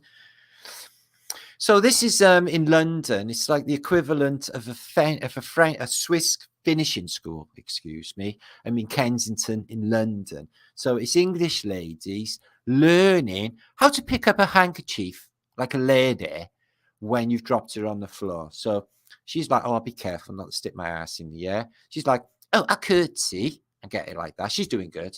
That's good at a curtsy. I like that one. This one's sticking her ass in the air. That's not too becoming. I think you're probably going to get a fail. I think your legs apart, bending over thing with a silly smile. She's like, it's good. It's good style, but I don't think it's actually going to win.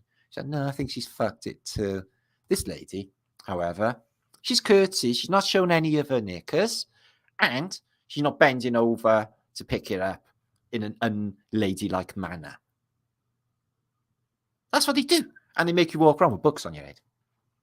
Football, beer, and above all gambling filled up the horizon of their minds. To keep them in control was not difficult. George Orwell, 1984. So that's what we got today.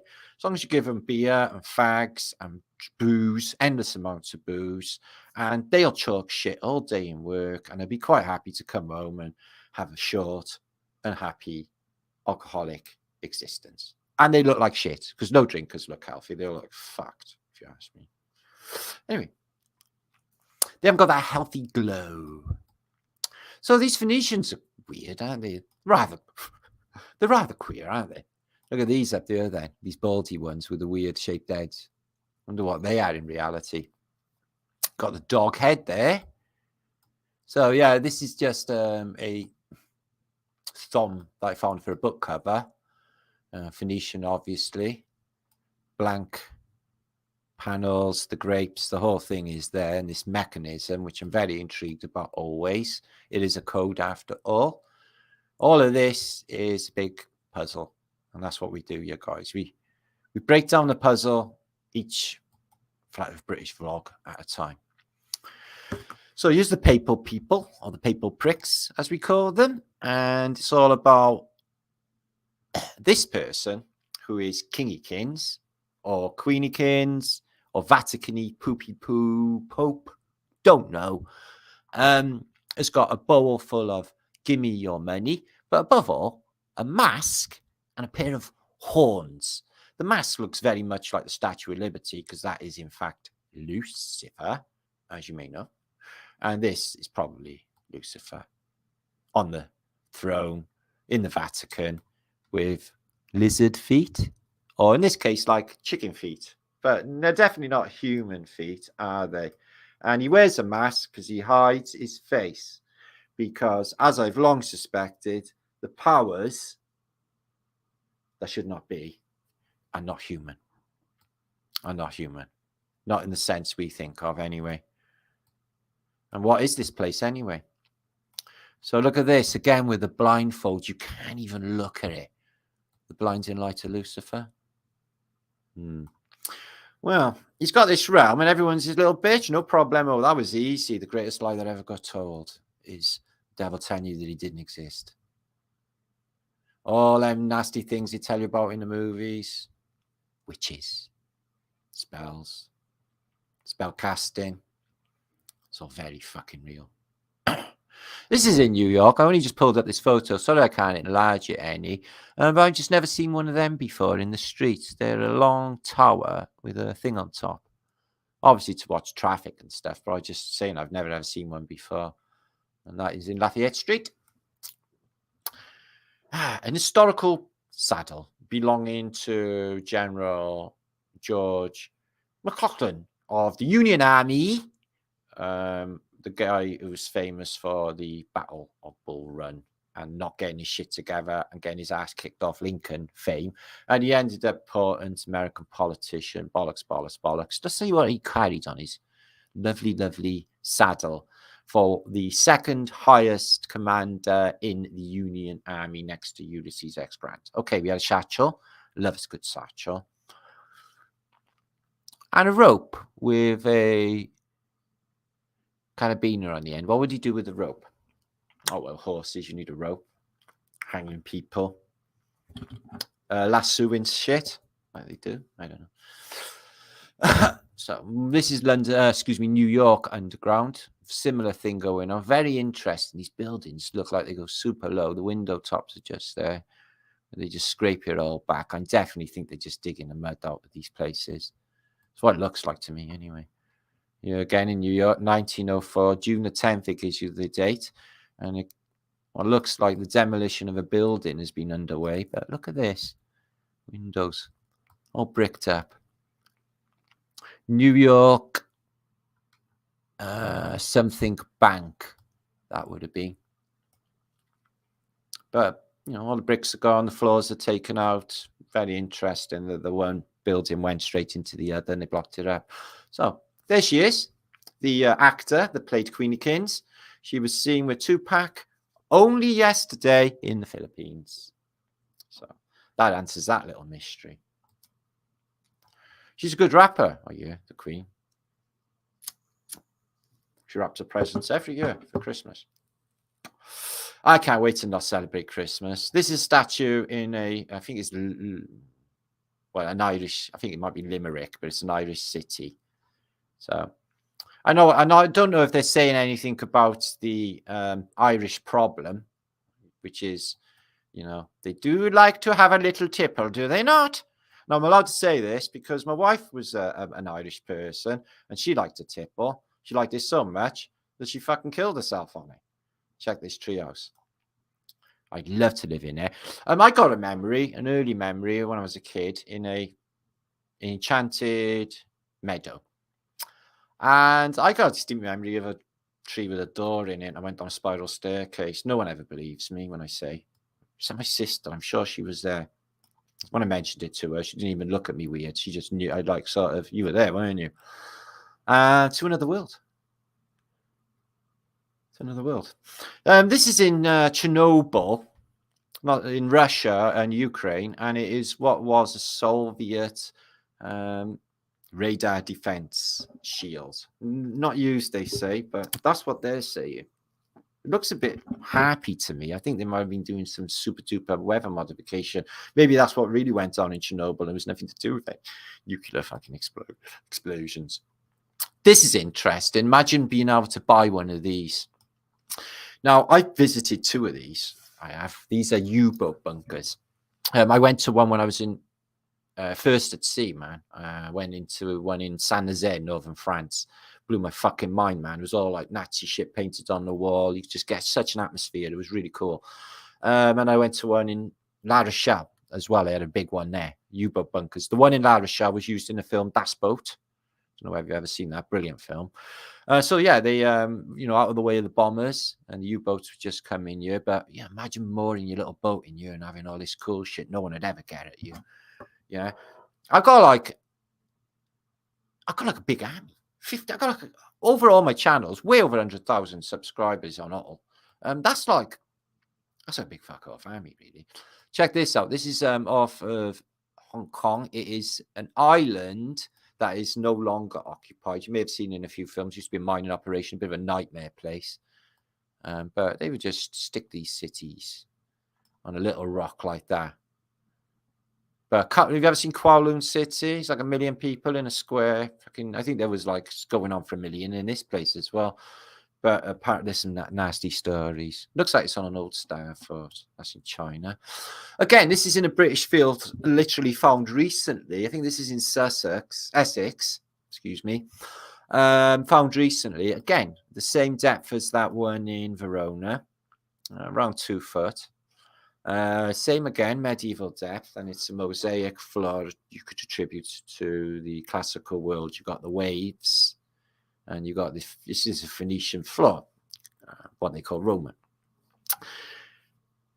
Why is it at that depth? Why is it the same depth as medieval period? I used to work in archaeology. I worked digging up Roman stuff, and I dig up. And I was the question then as well. They never answered me. So how come, this 14th century medieval village where they all died to the plague is the same depth as the classical stuff then? They're like, yeah, don't worry about that. So I really do feel this classical world was very recently because, look, it's only just under the field or a new crypto sort of classical time. Or maybe I'm right about what I said, Westworld, etc. So I will save you, fair maiden, from your watery grave. Oh, thank you, thank you. So just hang around in boats. Eventually you get to save a mermaid or a fair maiden from the water. Yes, you may be topless. This put me right off my bacon sandwich, this did. I thought, fuck, I can't eat that now. Nah, I'm joking. I mean, I'm joking. It didn't put me off. Oh, look at it. They're lovely. They're like little humans because they are. They had a spell put on them in the past. They were, you greedy fat pigs. And then a spell was put on them. And then little snort later, they were a pig. And let's be honest, these look like British politicians, don't they? He's got a bit of the Boris's about him. Haven't you? Look at his hair. It's like Boris Johnson. So this guy, I thought, oh, it's all complete except he hasn't got like any gay pride shit on. No, yeah, he got grey pipe flip-flops. Don't worry. Don't worry. Let's check out this fucker. Jesus Christ. What does he think when he sat at his computer all day? This is like not a man. So I got pink headphones. No, you don't wear pink. You got a mask. Well, that explains the brain damage. Black Lives Matter. Okay. And you're a communist too, is it? Well, that's a hammer and sickle, is it? Okay. Oh, and you have got an upside down cross on that hand. What the fuck is that tattoo? What's that piece of shit? Yeah. So, and he reads the newspaper as well. Obviously, that's where he gets his information from. Poor man. No, don't feel sorry for him. Fuck him. Anyway, he's going to drop. His head's going to explode and his dick's going to fly off if he has one, which I doubt by looking at it. So, once upon a time, forget about these dates here because they're not real, but we're going to look at some maps in a minute and they'll be associated with this. I'm wondering about when this happened, is when I'm wondering. For real, I mean. So, Europe that was. Now, we can prove the Dogger Bank is there. I've seen it a dozen fucking times, more than that. And it's a large sandbank and island in the middle of the North Sea. And they tell you the North Sea is really shallow and the Irish Sea is really shallow. And they tell you these are new seas as well as the English Channel. At one stage, all of this, they say, was dry land, including Doggerland. And you could have walked easily from Norwich to Denmark. Scandinavia and Britain were connected all the way to Norway, apparently. The land ended here. So something happened. There was water. There was a great flood. I reckon Britain was islands for a while, Scotland and even Wales, maybe. Gold Cliff. I wonder why that's mapped out. But all of this was land. So I'm thinking that there was a land, we'll try and nail a date for when I think all of this was going on. I got a bit of a map book that I found this week, which might be a clue for us all. So that was all above land, apparently, according to the official narrative. I know for a fact Doggerland and all of these estuaries and sandbanks are existing, and that this place is shallow. So I'm thinking that that's true, the Doggerland bit. Plus, they found all sorts of antiquity in Doggerland, old furniture and houses and wooden bits and pet post holes. Ooh, cannibalism made from real ginger. Oh, my friend Nora's not in chat. Probably be all right though. Doesn't matter. She looks a bit like that. No, I'm good. If you are going to be a king, right, don't let a strange Russian prince sniff around your daughters and your wife, is my advice. Here is Rasputin. They basically, you just know before he died that they were going to chop his dick off and put it in a jar. They did. It's in a jar. You can visit in the Dick Jar Museum in Russia. It's like in a big long jar, like a gherkin jar. It's got like. But the Tsarina, she looks a bit guilty. Too late for all of that. And he's just hanging around. He keeps Michael going, who's got haemophilia, and he keeps bleeding and shit. So he obviously knows the cure. It's like not magic. He knows some medicines or stuff. Probably just choose some root or something. But all of them are going to get machine gunned. They couldn't kill him. They tried everything to kill Rasputin. Fucking under the lake, poison, shoot him. They should have tried this. They would have killed him in no time. I used to really fancy Susan Sharrett. And Cher, she's definitely knows Satan personally, I would say. And Michelle Pfeiffer, no, she hasn't turned out the best. But Cher, she was really fluffy in this film, wasn't she? And she turns out like that now. She's exactly the same. Susan Sarandon's all right, though. I quite like her. Oh, she's not pedo. And Michelle Pfeiffer. Okay. And don't fuck the hell, Tony. That's my little Scarface clip. That's all I remember her dialogue ever being. But that's what they should have done. You remember that film, No Witches of Eastwick? Daryl Van Horn, played by Jack Nicholson. Anyway, it's a good little film. They got him in the end. So this is out in the middle of India land, in the middle of Nowheresville. It's been smashed by water or something at the bottom. I wonder what they were. They're all there. there, there. Some sort of tech, but they're just spread out everywhere and they've been smashed. So I've got loads of evidence. I've got maps and I've got photographs I could actually show you of China, but I won't have time in this vlog. There's just like the world in China in 1860s, he smashed to shit. So something's happened here. They have got stonework inside and they have got like stonework going over here. But the rest of it seems to be, well, can I say it? Fucking melted. Look at this. So bricky in here. And all of this looks, well, it looks pitiful. Looks like it's melted. Whatever that was. And this looks like it's not far after the mud flood. The grass is all grown back. This is in the Middle East. And this is what the mud looked like, I think. Or sort of undulating and lumpy, looking a bit like the sea. And then grassed over.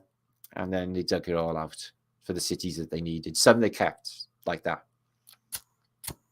Looks like the Ark of the Covenant. And in Egypt, the classical world. Now, what I can't help but notice is they come in the 1800s, apparently, and they're really big on Egyptology, and they take it all back to museums in Britain and Europe and stuff. But why is it black? It's not car pollution, is it?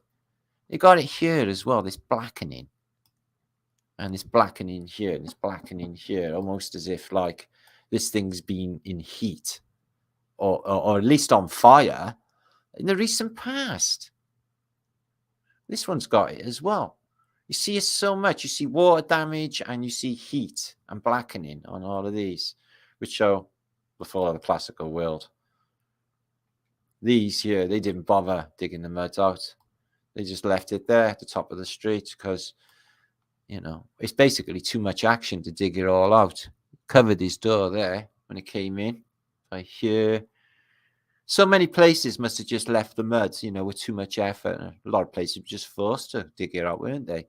Or just not dig it all out, just dig away from the building and build a retaining wall, which is what they did with mud flood. Ooh, ooh. Ah, yeah, you're fucking dead. I'm dead. Yeah, you are really dead. It says in this this alchemical relief picture engraving, tells you we're dead. We've got this orb, the crucible again, all on fire, the lamb, very sinister, and Satan and a skeleton on top. And this is the orb, what the queen holds, because the queen's scepter, we live on a scepter dial, is weaponry, secret weaponry, god weapons. The little Quaker plunges into the water to save George from drowning. So these are the Quakers. They were a strange lot, weren't they? All right, there's nothing sinister in that except somebody's going to drown and die in the ice. There might be something sinister in this. I don't know why he's looking like that, all mangled and fucked up, or why she got some crazy, crazy blonde hair going on. But he's like, oh, let me hide under there. He even looks like he's got feet for hands. Weird. But I can see us thinking, you know, you're going to die. What's going on with these people anyway? See that Leonardo DiCaprio? If I see one more fucking meme of Leonardo DiCaprio, I'm going to smash up the internet. I'll break the internet forever for everyone. Okay? So no more memes of Leonardo DiCaprio stupid laugh out of Goodfellas film. It's vile. Okay? I don't like him. So what is this relationship? Now, I heard the Greta Thunberg, whoever the fuck she is, whoever gives a shit. Can you imagine that bastard when she's 30? Yeah? A lot of people are going to fucking die.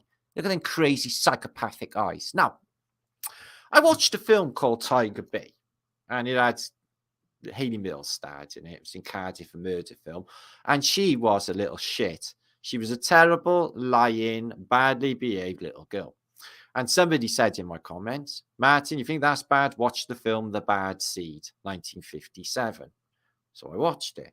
And it's about an 8-year-old girl who is a pure psychopath, a serial killer.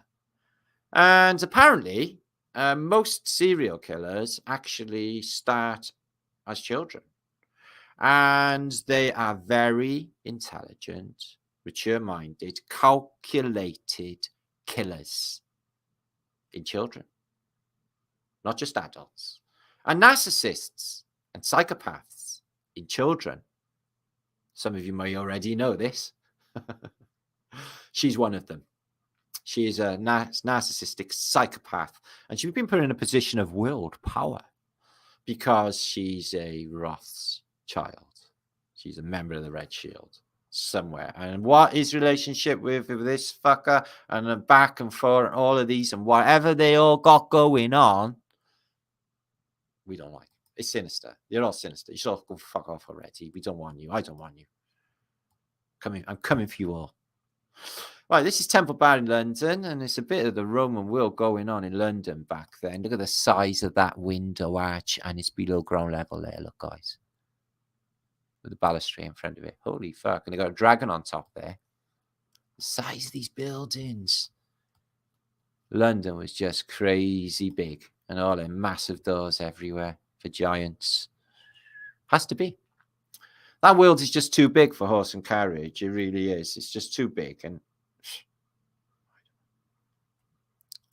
just doesn't ring true to me. This is supposed to be 2,000-year-old hologram. Now, I have seen holographic cups made by the Romans, so-called Romans, or the Phoenicians. You can see his nose. He's a Phoenician. And it's a form of holography, and it was found in a gold ring in Britain. So holographic. So the Romans knew about holography. Is that flat Earth British sub? Haven't you got a moddy thing going on, Lee? See, when I wrote to you earlier, wishing you happy Flat Earth Day, and I was thinking I could get Lee on here. We could chew the fat about stuff. I was thinking, yeah, I could. I could send you a link, Lee, and you could come over and play. What do you think? I was asked to put my headphones in. I can't talk on these. I wouldn't hear you. I have to put headphones in. A little ones. What's he saying? What are you all saying? Yay for Lee. That would be fantastic, wouldn't it? 625 you watching. Did you actually share this out? I'm drunk though. Oh, well, Saturday night, I know. We should plan something, Lee. You're my chief officer. I can't do it on my own. Captain, you can't do it on my own. So what we're seeing here is the smashing up of antiquity, 1600. You can clearly see that they come in and smash the shit out of all of the classical world at some stage. I've seen loads of images of this at the same period. The smashing of the old world. So one of the best albums of all time is the first Specials album with Message to Rudy, Rat Race, Do the Dog, and all of them. You're wondering now what to do. All of them absolutely brilliant tracks. Love the Specials. Seen them a couple of times. Best part. I got kicked unconscious once in a Specials gig. Dragged out unconscious by my foot. Ghost Town. Can you remember that? Yeah. That was how many years ago? I think it was 35 years ago this week that was released. But Ghost Town, brilliant fucking track, guys. It's coming like a ghost town. Bands won't play no more. So we're going to look a bit at them photos of Rome being dug out of the mud in the 1930s, because apparently no one gave a shit about Rome before the 1930s. It was just a cronky old ruin, all buried in the mud, that no one gave two shits about before the 1930s. And now it's all Rome, Rome, Rome, fucking Rome. They tell you in Monty Python, what have the Romans ever done for us? Well, sweet fuck all, they weren't even a thing. They were a lesser power. They weren't even an actual thing as such. They were wrote in later with your historical classics. And all of their gods are other gods belonging to other, what they call Greeks, Carthaginians, or as we know, the Babylonians, because they're all Babylonian gods.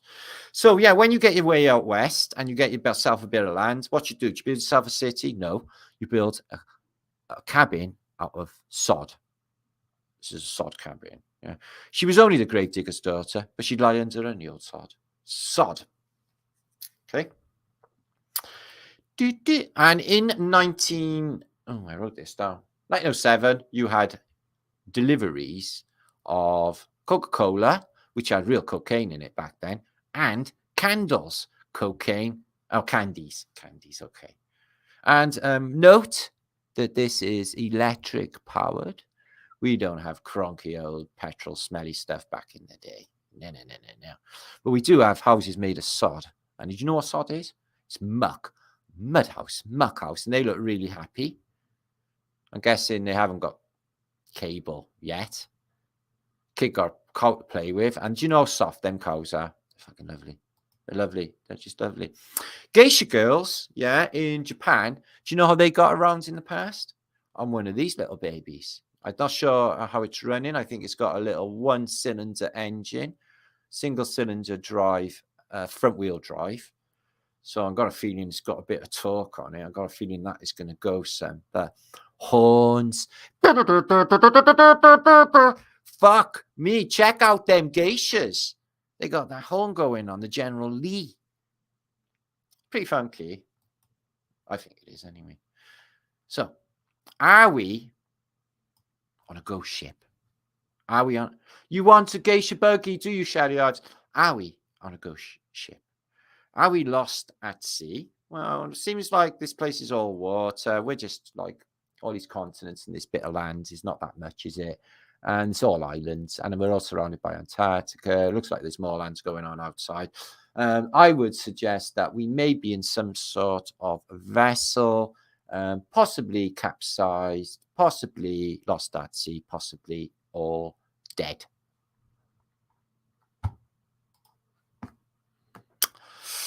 Yeah, that sounds about right. So here they are. Okay, they're not in any danger from the Indians, although he's only took his...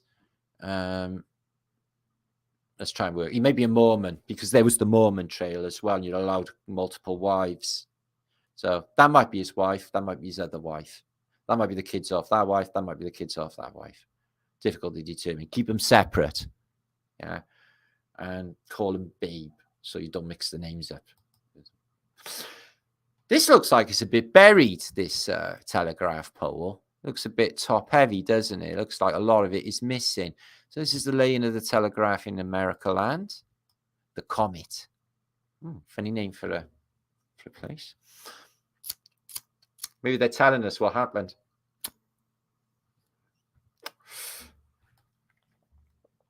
So I got these, see this box here? We got these black boxes outside. I showed you a photo of it on my last post, guys. And Richie from Boston apparently got one in Boston outside his window. Exactly the same box. What the fuck? They're putting them everywhere in the world. What are they? And I don't think it's 5G. I think it's something sinister going on. So in school in America, one-room schoolroom, you had to salute, and which is essentially Zeke Island and shit. Now, we did all that. They did that to us in Britain. We had a thing in school called assembly. I don't know if you have that in America lands, yeah, where you have to put these metal calipers on your legs to start walking. That's a joke.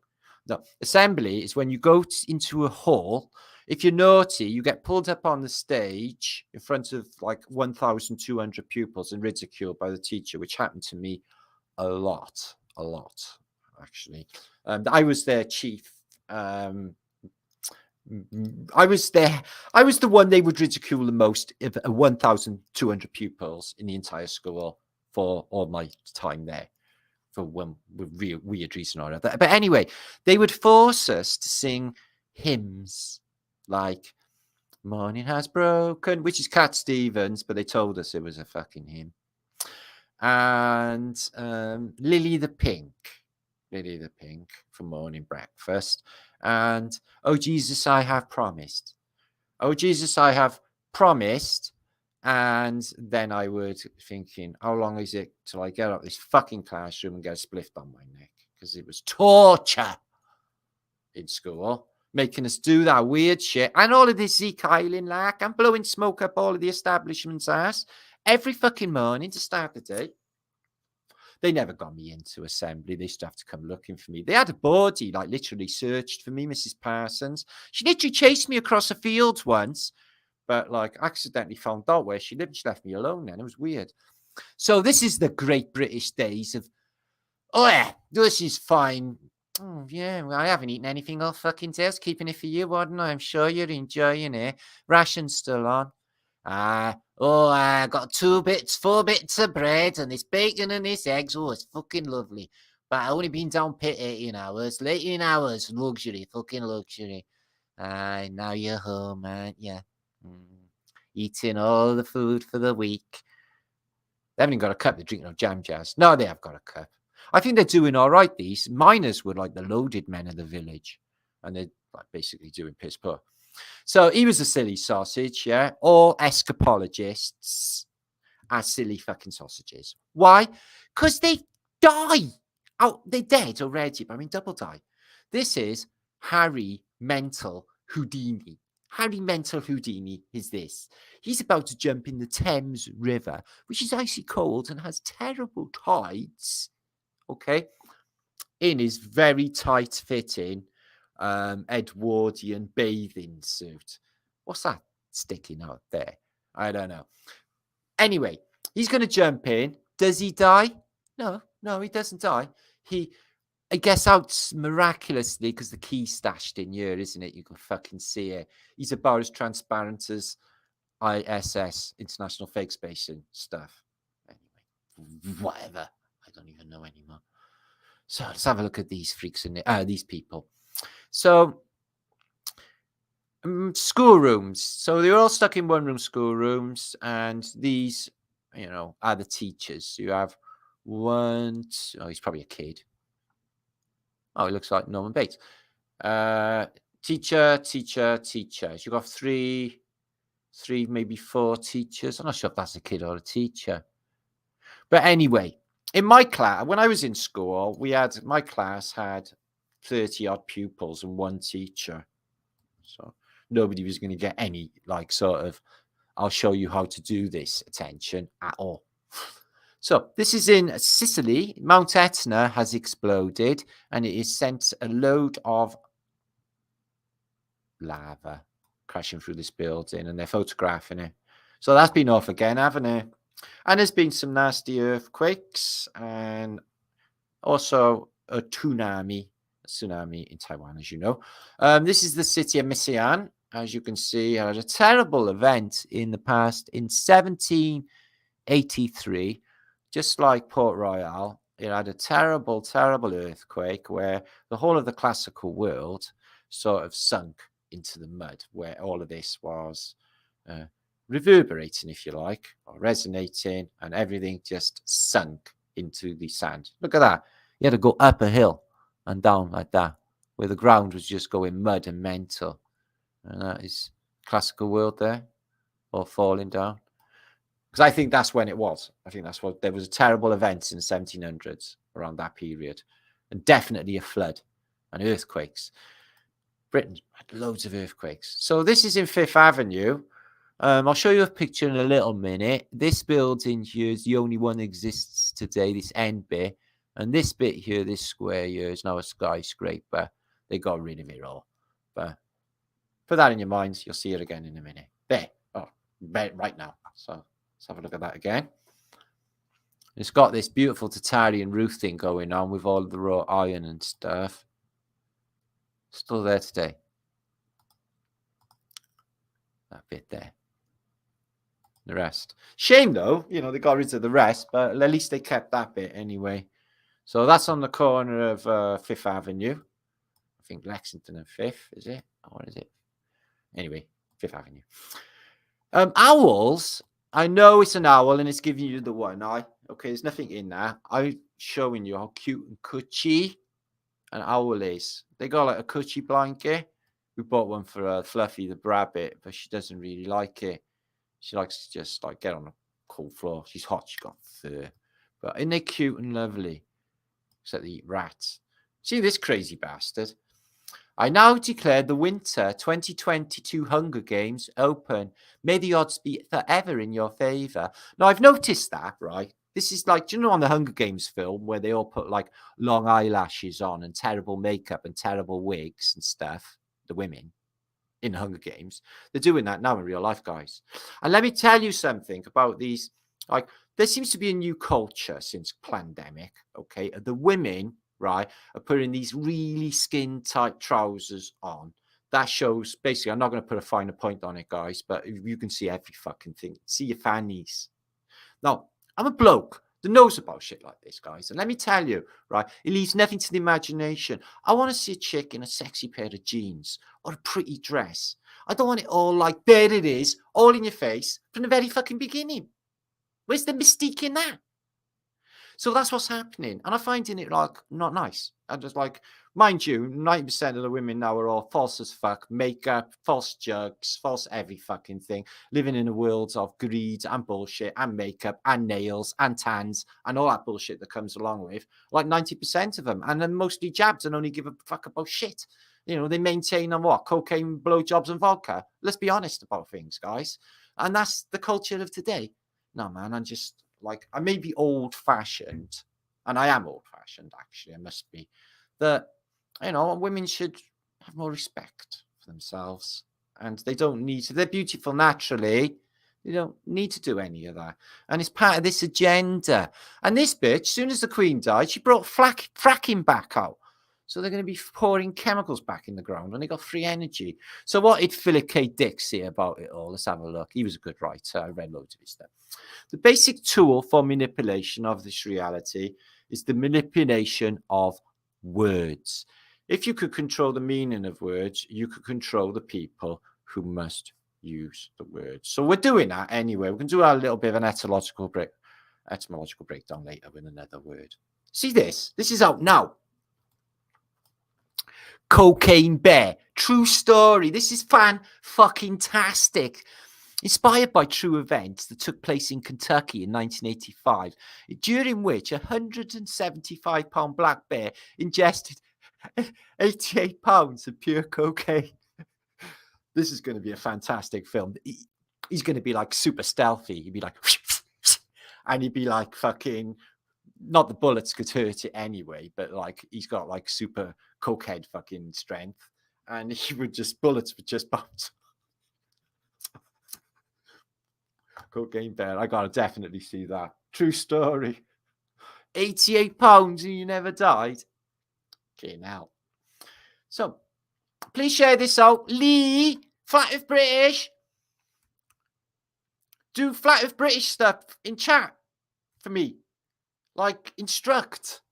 Your chief instructor. Sheriff, say stuff like that. This is definitely mud flooded. Look at that there. But look at that beautiful conservatory. What a beautiful Tatarian house. And mildly moist. That is beautiful.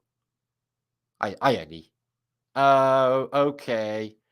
Don't force yourself. Just Lee. Just be Lee. Look, glow proof. Oh, it's empty. Thought so. You haven't any, have you? Yeah. Have you not looked on your mobile phone? Have you seen Google Earth? There's a globe on it. Not real life. I went on a crazy roller coaster in Blackpool when I was a little skinhead, and I thought I was going to die. It was wooden. It's one of the oldest in Britain. It's the oldest, biggest wooden roller coaster in the world for a while, the one in Blackpool. And when it went up this bit and it got to the top, and then all of that was below me, I thought, oh dear. And then all them G-forces. But this is like a cronky one. I'd have a go on it just for a laugh. I went on one. I remember there was one in Puff Call when I'm on holiday. And me and my son were laughing at the guy doing the nuts up on the side with the spanner. I was like, fucking hell, it's coming undone. I got to have a go. And it literally was the most rattliest roller coaster. You know, I was thinking like Final Destination buzz. But the fucking thing. Anyway, this won't work for Americans, but this is Les Battersby. Les Battersby probably doesn't work for Americans. They don't know about things like Les Battersby. Thank God. All right. So we're going to look at this map. Interesting. This map can be traced to people who made it, and it's from an earlier time. which I've been looking into because of these crazy lands that are no longer here. So what we're looking at here is, this is Denmark. Okay, this is Norway. I'll give you a bit of a bigger image. And then we have what is a solely land. And I'm guessing that would maybe be Iceland. And all these other lands, like Shetland, above Britain, is not a massive big island. It's sort of small islands, like Orkneys are small islands. And I'm guessing they're saying this is Greenland, which would make America really close in vicinity. So apparently the traveled account of these Zeno brothers who traveled the northern seas and were populated by new lands. In 1390, they went. He went into it was in England, but he was shipwrecked on the island of Friesland, which is here, which is no longer there in the modern day, where he was taken by a local prince who made him an admiral of his fleet. And having explored the Shetland Islands and Greenland, Nico died in 1396. But he made maps. So this is like uncanny that there's this many maps showing, this lands. This is from 1558, and they mention the Hyperboreans here.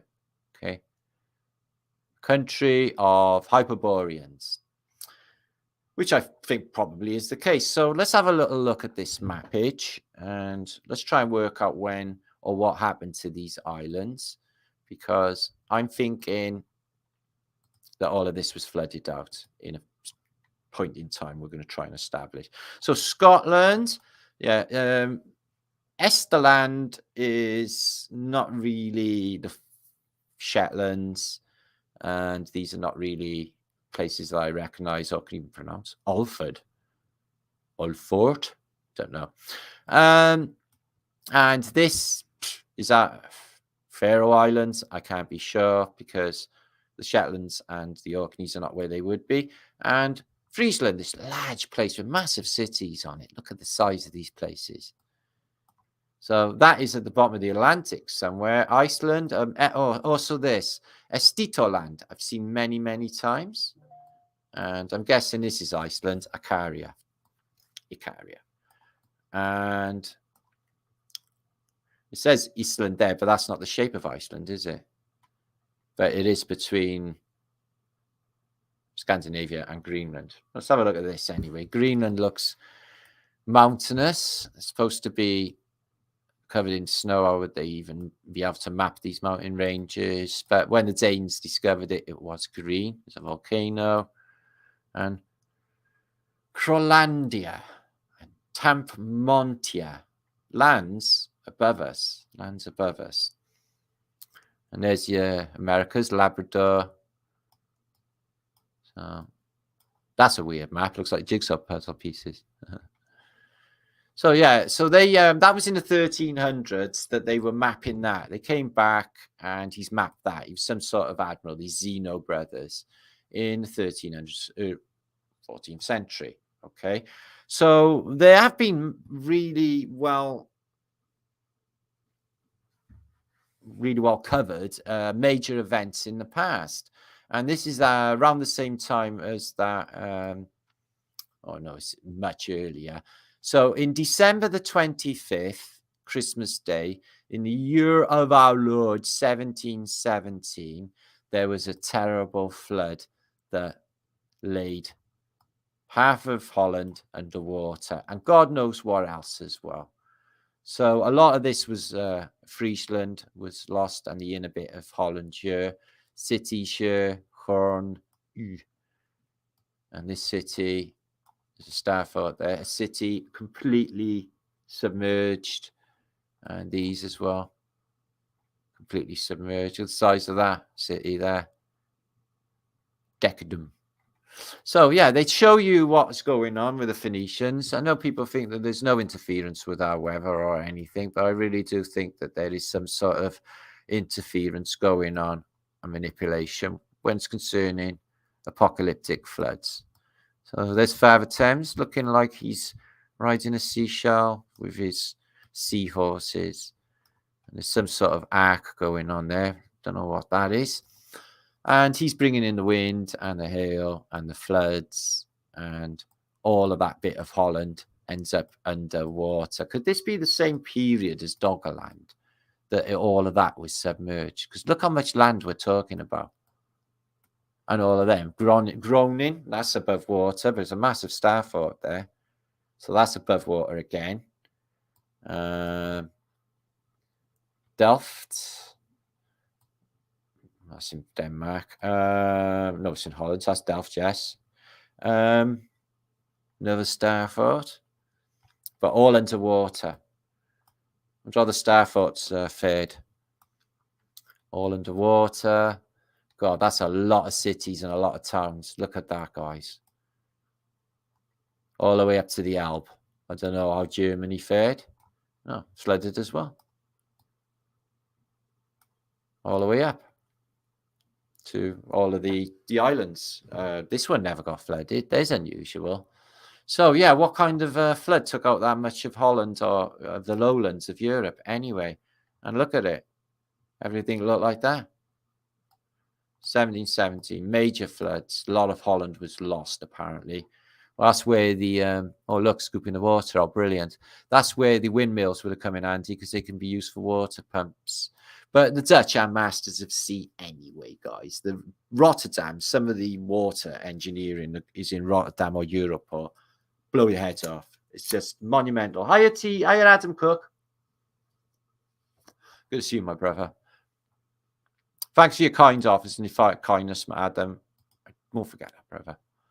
You're a good man. You're a good man. So, yeah, that's good evidence of a major event. I'm wondering if that's what took out Doggerland and maybe Friesland and the Netherlands. Maybe it was as recent as that.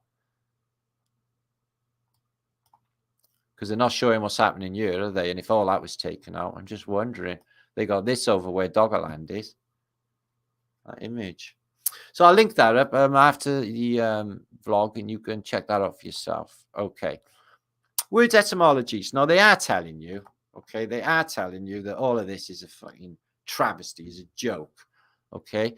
They're majesties. Now, we know the jester is the most intellectual of the royal house. He's the only one that can approach the king without all of that royal rigmarole. They can literally speak to the queen or the king outright without any of that royal decorum which is supposed to go through. Okay, so jest, I jesteth, okay, is a noun, a joke or witty remark or witticism. 2, a bantering remark, a piece of good-natured ridicule or a taunt. 3, sport or fun. Okay, jest. Jester, a joker. And what have they got? A majesty. A majesty. They're telling you outright. They're just fucking jokers. Jester is the fool. Ma is the fool in French, the name of the fool tarot card. Ma is the mama, matter or mater, as we know. And also mater, is ter or terri. So in French, this will mean ma terri, that means my earth. So ma is also there, Majesty.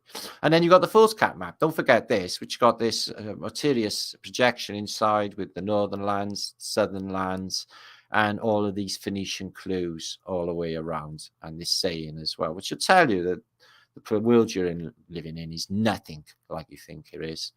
And it's all a bit of a joke. And I'm not sure if we're the punchline in all of this, but I got a feeling that we're not going to be, because I'm here. Did you know in the past, up until actually the middle of the First World War, in around 1916, Harrods and other London department stores sold cocaine and heroin over the counter? What's going on in Knightsbridge? Where is everyone? What time of day is this? It's not so.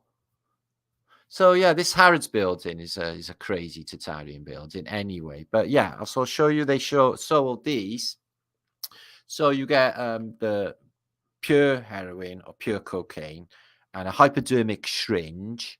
And what happened? They were giving them to the troops to go to the trenches of the First World War. And then there was some complaints made saying how many large amounts of troops were actually addicted to drugs in the trenches when they run out of the stash that they were buying and took with them. And could you please stop selling them? Well, we got a load of junkie soldiers. This has been going on right through all of the wars. Vietnam, they were all on drugs, as you know. Turn on your mind, relax, and plug that stream. And in World War II, the Messerschmitt pilots would be on methamphetamines. The RAF pilots, they flew the Battle of Britain on amphetamines as well. Drugs have been used, so it's not like a war on drugs. It's rather a war on drugs, is what they're telling you. They won't admit that when they're declaring war on different countries, and drugs are bad, unless, of course, you're in the past, or we're taxing it, or this is what you had in Harrods. So you could get like, all these decanters full of the finest alcohol, or you can get like penny pots of drugs, weed. I'm guessing they do weed if they do the other stuff. But they stopped it because, like I said, in the First World War, they were all probably nicking the medics' morphine or something. So the war on drugs was more the war on drugs. Okay, so we had a show this week. Now, this is Dutch Sensi. Now, he's been subbed to me on the Tatarian channel for years and years. He used to show up in my chat feeds back a few years ago. And he's big on cataclysm, and he does earthquakes. He shows a globe model, which is part of his thing. But he's questioned this globe model in the past. We've talked about it before, maybe a year ago. I talked to him this week. I'm trying to get him on here. And he said that he was not really that convinced about the sphericity of Earth, what they were telling us, because he looks at this globe all the time. So he's very open-minded to flat Earth. And he actually discovered a very large, see, this is his projection he uses for his earthquake plotting. And he's found loads of problems. So yeah, he's found a large star fort, and he gave myself and others in the community, ones that are actually at odds, weirdly, big shout-outs and love. And some of his peeps have follows us over here, which is really nice. So I'm going to try and grab Dutch Sensi and get him over here if I can. I have asked him, but yeah, I haven't had anything back. So big shout, Dutch Sensi, much love to him, and double flat thumbs to Infinity Fries for the future, I guess. Right. I'm going to come back for a bit. Next, we do comedy sesh and a load more stuff. I want to check 667 of you. Whew, good jobs. One of you joined just then, guys. That would have been 666 then. So can you make sure to please share this out? UFOs don't exist, free press. Well, I've seen them, mate. I've seen loads of UFOs. I've seen one the size of Wembley Stadium. My wife did too. Like, threw a stone. Could have thrown a stone at it. It was that close. And I've seen giant black triangle with my son, and everybody in the street seen that. And then there was that massive show that turns up on my 8th birthday party, which every person in the street was out watching, like, for hours. And that was very much like Close Encounters of the Third Kind, with all the pretty lights, colored lights and stuff. So I have seen UFOs, so I do think they are. But do I think they're alien greys or from another planet? No, I don't think there's planets as such, or other worlds like that as such, but there is more going on. And I think that tech, because of the way it evolves from 1950s fashions up until the spacey shit today, okay, that it's man-made stuff. They're light years ahead with us. Phone home, Suzanne, phone home. I love that film, actually. It was fucking fantastic. Oh, there's one more joined then. Brilliant. Thank you, Vividness. Good to see you, Chad. Skull and Bones have been running opium since memorial. Well, there was the opium wars, wasn't there? They addicted the whole of China like twice. They had to have a war to get the fuck away. So Mactron from outside the wall. The number 616 is evil, is it? There's some evil numbers, they say, but I don't think 666 is one of them. I think it's a sacred number. There's a lot of stuff they tell us is evil. It's actually, I don't know, they're just reversing everything, and that's not the case at all. But God is a psychopath anyway. He's both God, good and evil, devil and a good angel at the same time. A bit weird, but there you are. It's a bit gaslighty. And so I guess we are as well. Yeah. When I'll say a Christian phrase, shall I? Who lives in a greenhouse shouldn't throw stones. I don't think it said greenhouse in the Bible. He is without sin. Cast the first stone, sort of thing going on. So there you go. Christian Marsden, good to see you. Mactron.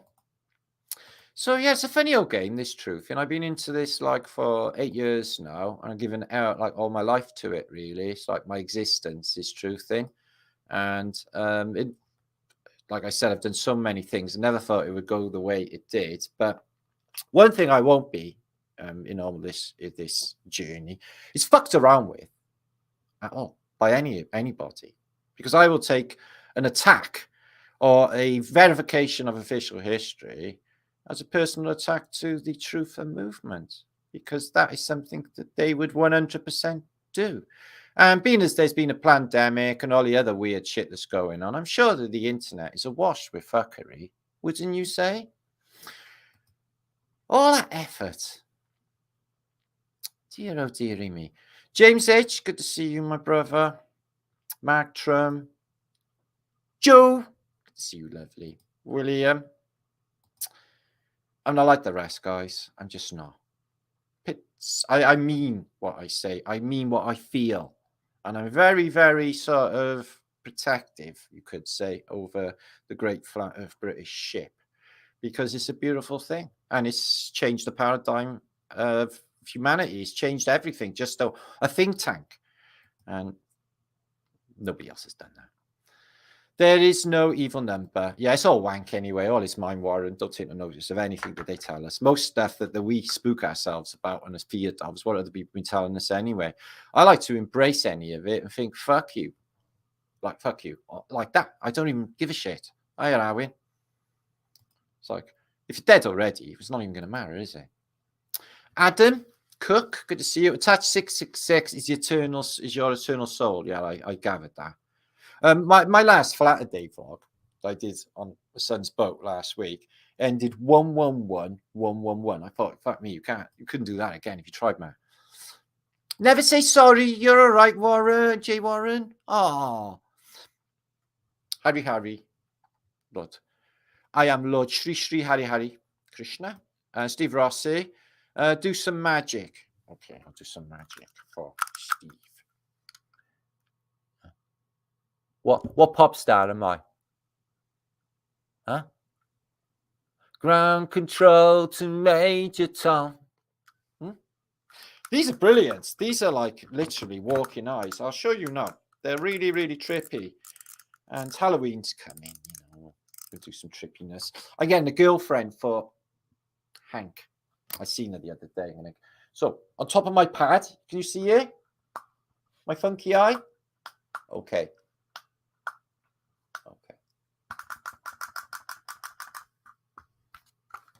Cute, innit? My walking eye. Little things, please, little minds. And, it goes off on its own. It was lovely the moment these two met. It was love at first sight. Literally, he went, it's like, I was born to be with you. I was born to be with you. They went like that. And then a little eye kiss as well. It was a lovely moment. Happy about that, aren't we? And King and Queekins is back as well, because we got King. I'm definitely going to kill you all in a war. China.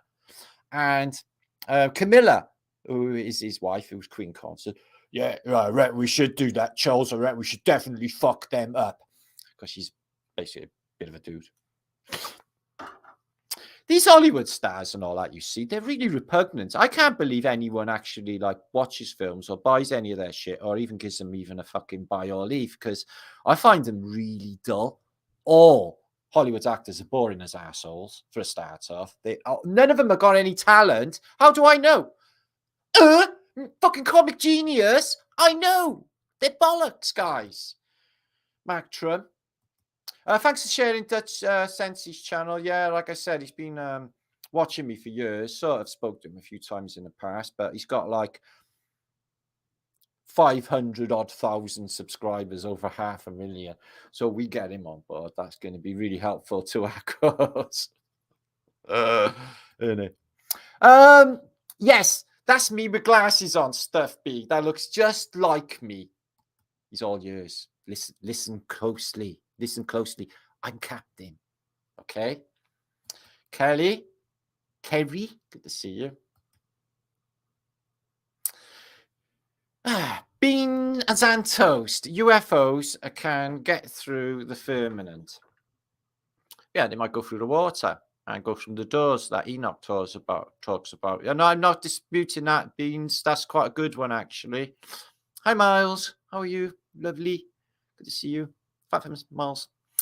666 is carbon. Oh, yeah, it is. Yeah. Oh, Pamela Pan Becker. Good to see you, lovely Pamela.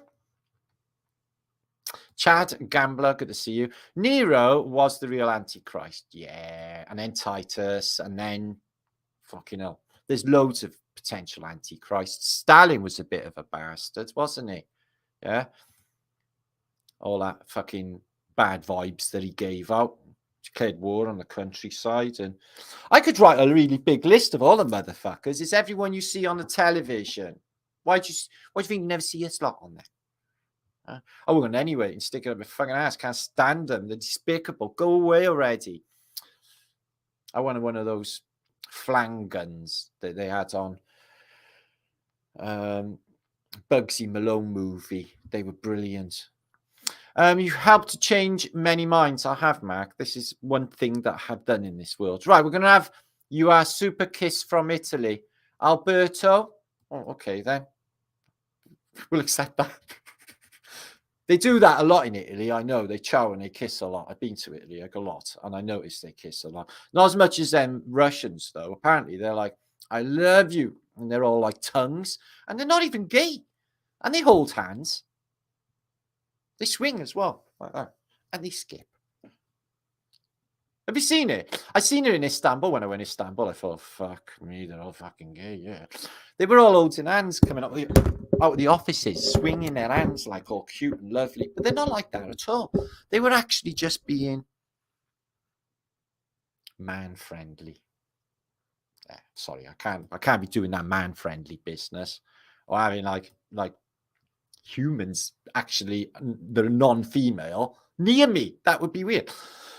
Great thinking show. Thank you, Missy. I'm glad you appreciate it. Adam is my epic brother. The vibrations and spheres in the cosmic Ev. See, I recognize the reality of the universe. Yeah, well, that's why they give. Yeah. CIA. I've put a few of them out in the past, them CIA things, but let's be honest, they're not actually to be trusted. They give us Google Ball for a starter. Praying for you, Matt. In fact, Kat, will you pray for me? Pray that I get all what I want, which is not that much, really. I'm a man of simple means and happy things. Okay, but okay, right. We're gonna get back into the juice. India is in the house. Ground extracts. Make sure to share this out, please, please, pretty please. We even got Legend Flat Earth British subscriber, and I bet loads of them channels. You know, all of them in the community. None of them ever fucking sub to me. All of them. Okay, I bet they're watching me right now, aren't you? Hanging on my every word. Bits. Northern element. See, I don't actually, like I said, I'm not like the rest. I don't actually give a fuck, and I am tough. And good to see you.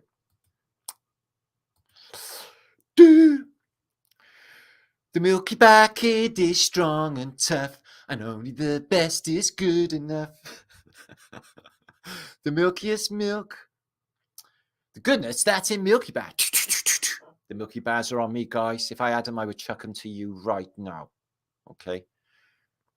So, try to survive. Yeah, this is basically what I actually do in life, is not take life for granted and try to survive on a daily basis. Free press. This is what I do. Being like what they call a human.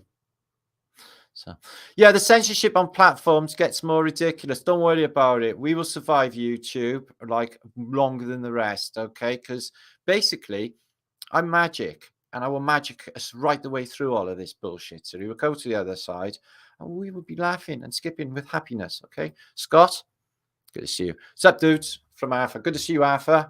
Arthur, who's Scott? Nice one. Okay, that makes perfect sense. Okay, guys, there's allegedly a military coup happening in China right now, yeah, and then Putin's going to come in and he's going to take over China, then there'll be a world war, and then they'll drop loads and loads of nuclear bombs. And then you wake up and make your coffee, and you open your window, and all the birds are still tweeting, because you've only seen it on the news. Just like 1984, the war was in the east with East Asia. And it's just like out of the way of eyes. No one ever got to see it. Apparently with the Mongolians in the book 1984. So yeah, with Santos Bonacci, yeah, I listened to his thing the other night when he went batshit crazy on the globe. He called YouTube a cunt factory, and his video disappeared off the screen. He called cunt factory.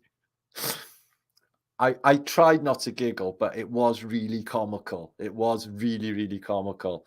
But I wouldn't dare be that insulting. I was once a globetard myself, you know, and then I grew a pair. I'm sorry. It's not your fault. It's okay. So, yeah, he went batshit crazy, didn't he? Did you hear that? Fucking brilliant, wasn't it? He totally lost it on in a biblical way. New member. Oh, thank you, Gaz. 82. Were you born in 1982, Gaz?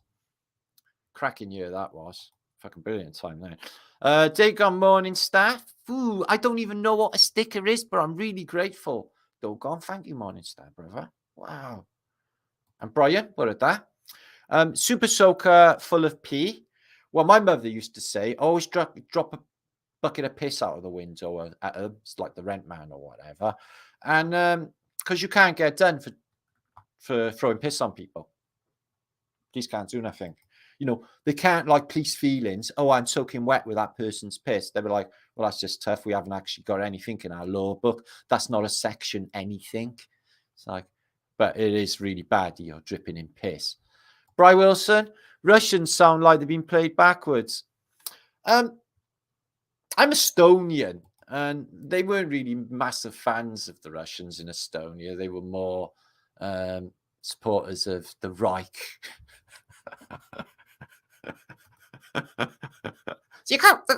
Mad Pieman. I had brilliant fun. I love doing Flat Earth British vlogs. It's like the 1970s again. I just get away with murder. It's brilliant. Sam Vella, good to see you, lovely. Rock band. Not literally.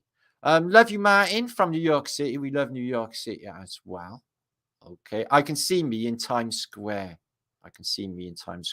Meeting a beautiful New York woman.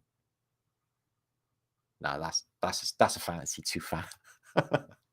Times Square is pretty good though. Sprinkler in Twin Cities. Sprinkling in Twin Cities.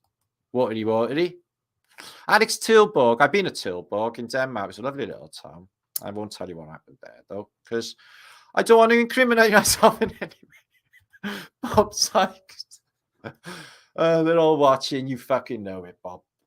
I don't even care. I like literally want to hug and love everybody. There's some pervert doing like datey things. Could you ban them in my comments, please? I'm getting back. Right. So we're going to have a little giggle. Okay. You could giggle. Joker. D'Angelo. Make sure to share this out. I've got loads to go. Okay. Please. That's all I ask of you. Share this out because YouTube is like, well, Santos said, isn't he? I'm not going to say call him a cunt factory because that would be like trouble for me. But he said it. So I concur. So let's have a look at happy funnies for today. So this is an album cover. I've been studying this, I'm not sure. At first, I was like, well, she's just like a proper hairy woman because, you know, some of them in the Mediterranean, not really the Dutch, though. They get a bit hairy, especially under the arms. But I don't know. She got a bit of a tash on her, or is this a fella? No. Sweet brow and a lady tash. A lady's tash. So ladies have tash. They wouldn't have invented imac if you didn't have tashes. Okay, as men actually know stuff about women. But I think that might be a dude. Yeah. Do you know, I was at B&Q once, right? And there was this like woman walked past me in like a leather denim jacket and leather jeans. And I was like, what? I was like, tapped on the shoulder and went, excuse me, madam. And this hippie bloke with a beard turned around and went, whoa. I was like, I was just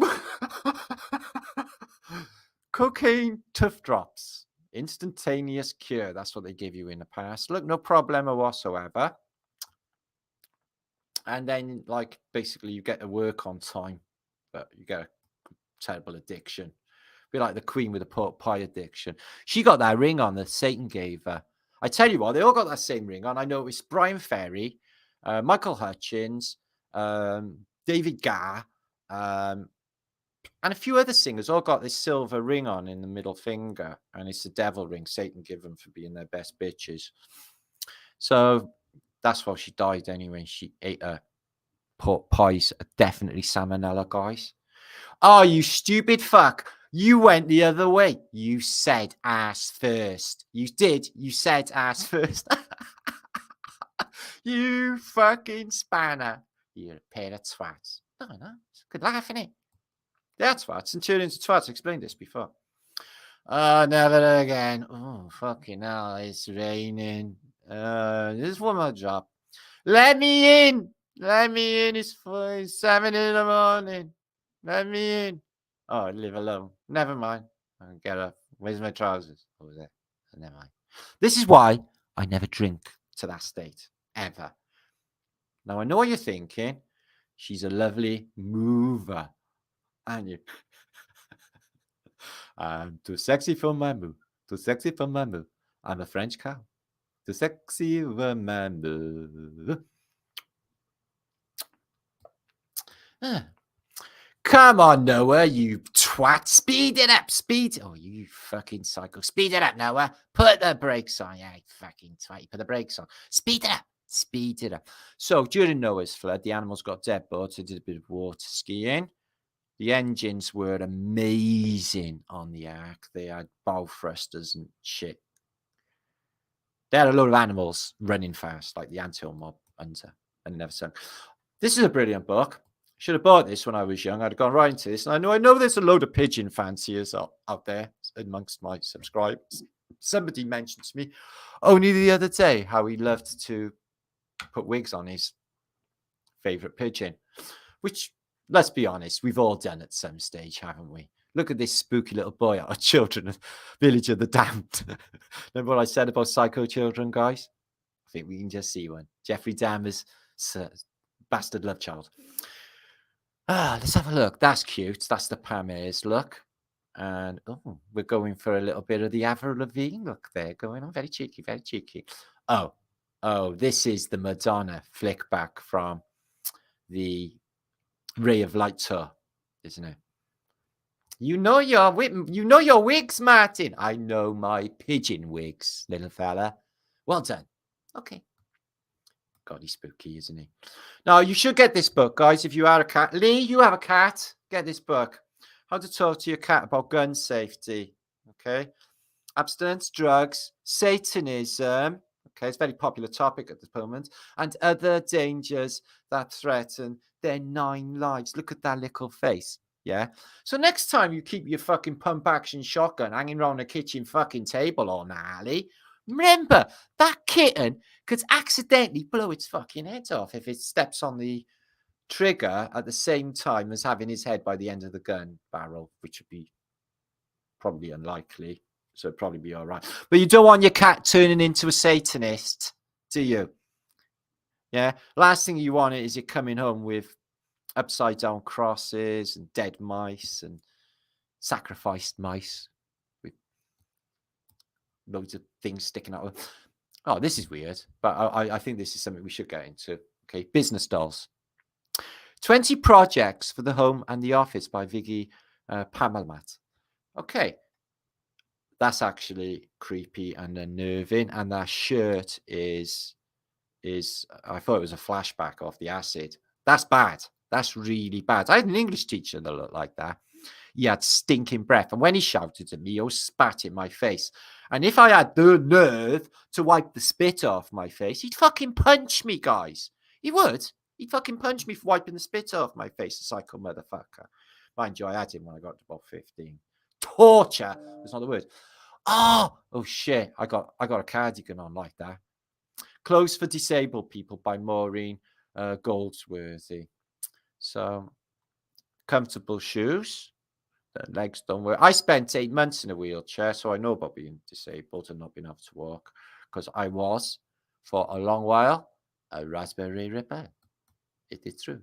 Now, I think that WWF thing, or that Wrestling Federation thing that they're going to have in my stadium in Cardiff in front of 70,000 people, or they had, or whatever, I think it might be gay, you know, guys. I think it might be gay. Remember I mentioned earlier about men, like, physically rubbing near to one another? Yeah? That's proper gay. It is. Like, I wouldn't want to, like, actually have another penis actually in the room at the same time, if I can help it. Now, wrestling for gay guys. Showing you right there, look, guys. All them tight little pants, all of that oil that they put on there, one another. Yeah? You think I'm wrong? I think The Rock started out. Now, remember I mentioned earlier about spoon hanging? Yeah, I can get 25 spoons on my face. Now, how many spoons can you get on your face? Did you go to the kitchen and get spoons? Run along to the kitchen and get spoons. 624 of you. You're going to take part in this, whether you like it or not. Okay. Now.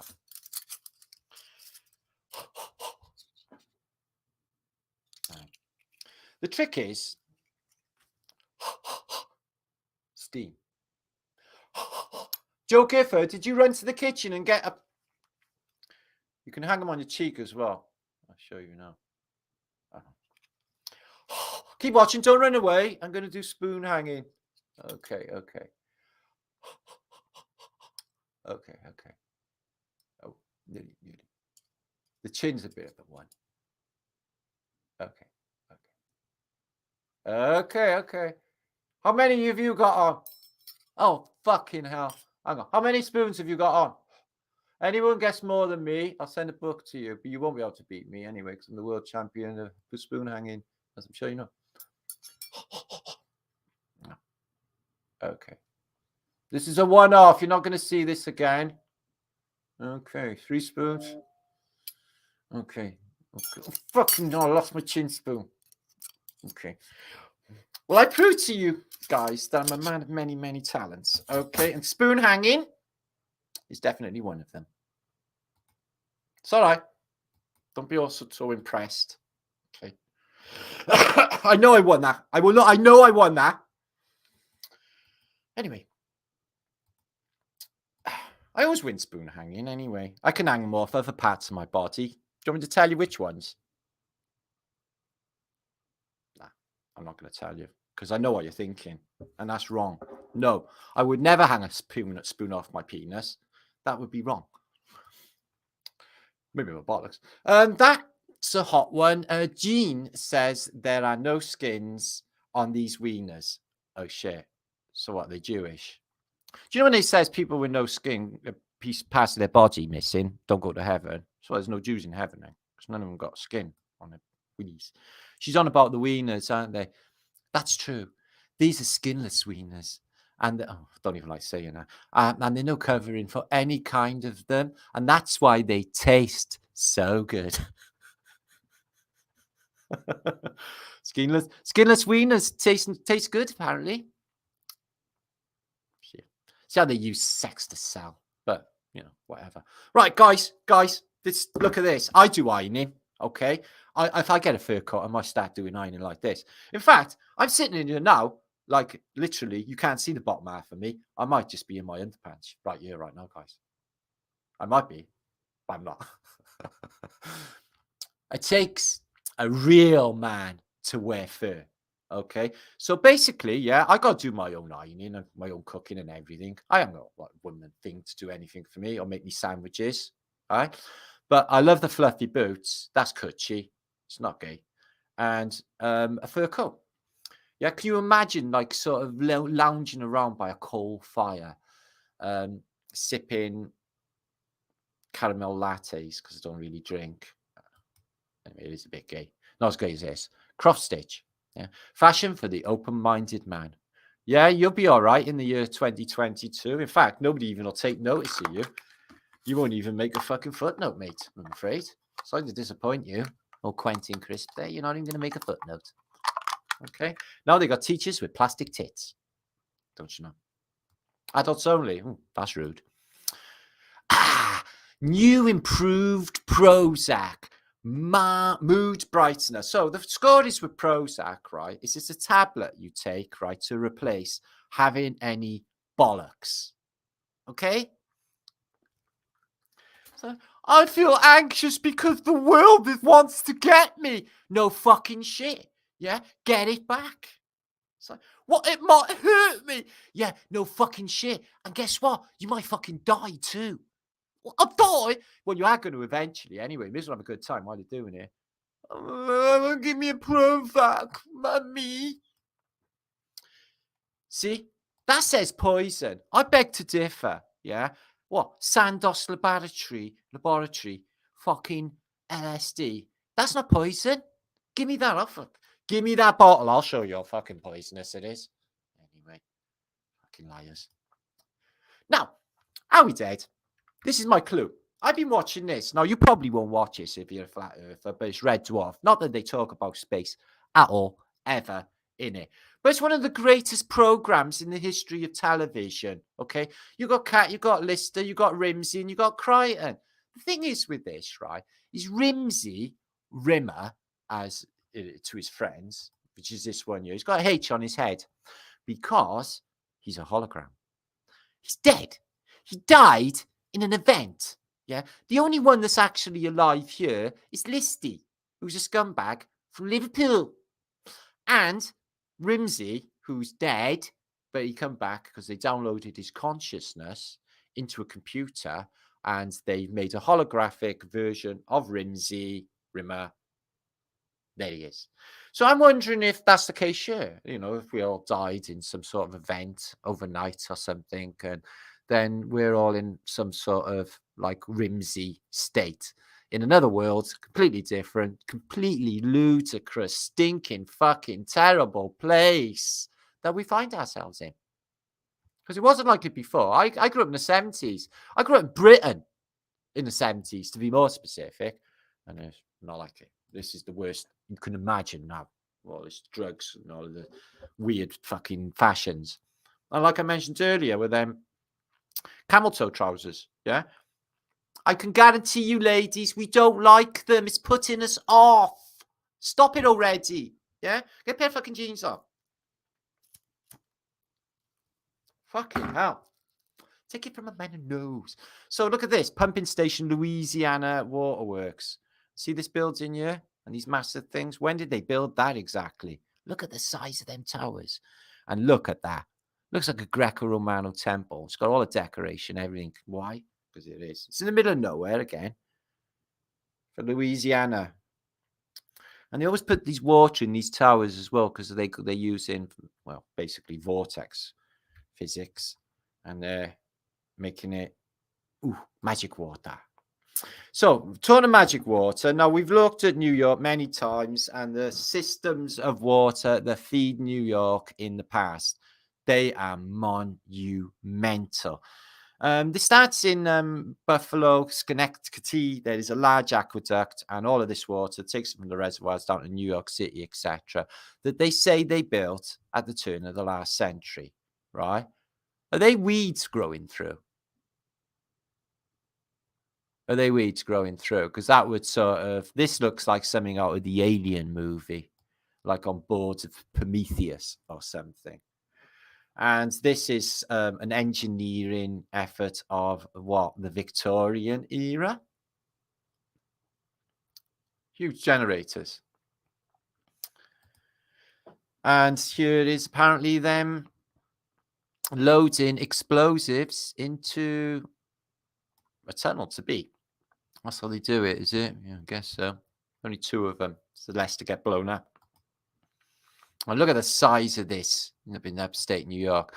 See, I heard a narrative when I first came into this, this field, this genre, if you like. About 2016, I picked up a narrative about Upper New York State and giants in basically an old book, and I can't find that book. I've been looking for it for years, and I can't even remember the name of it.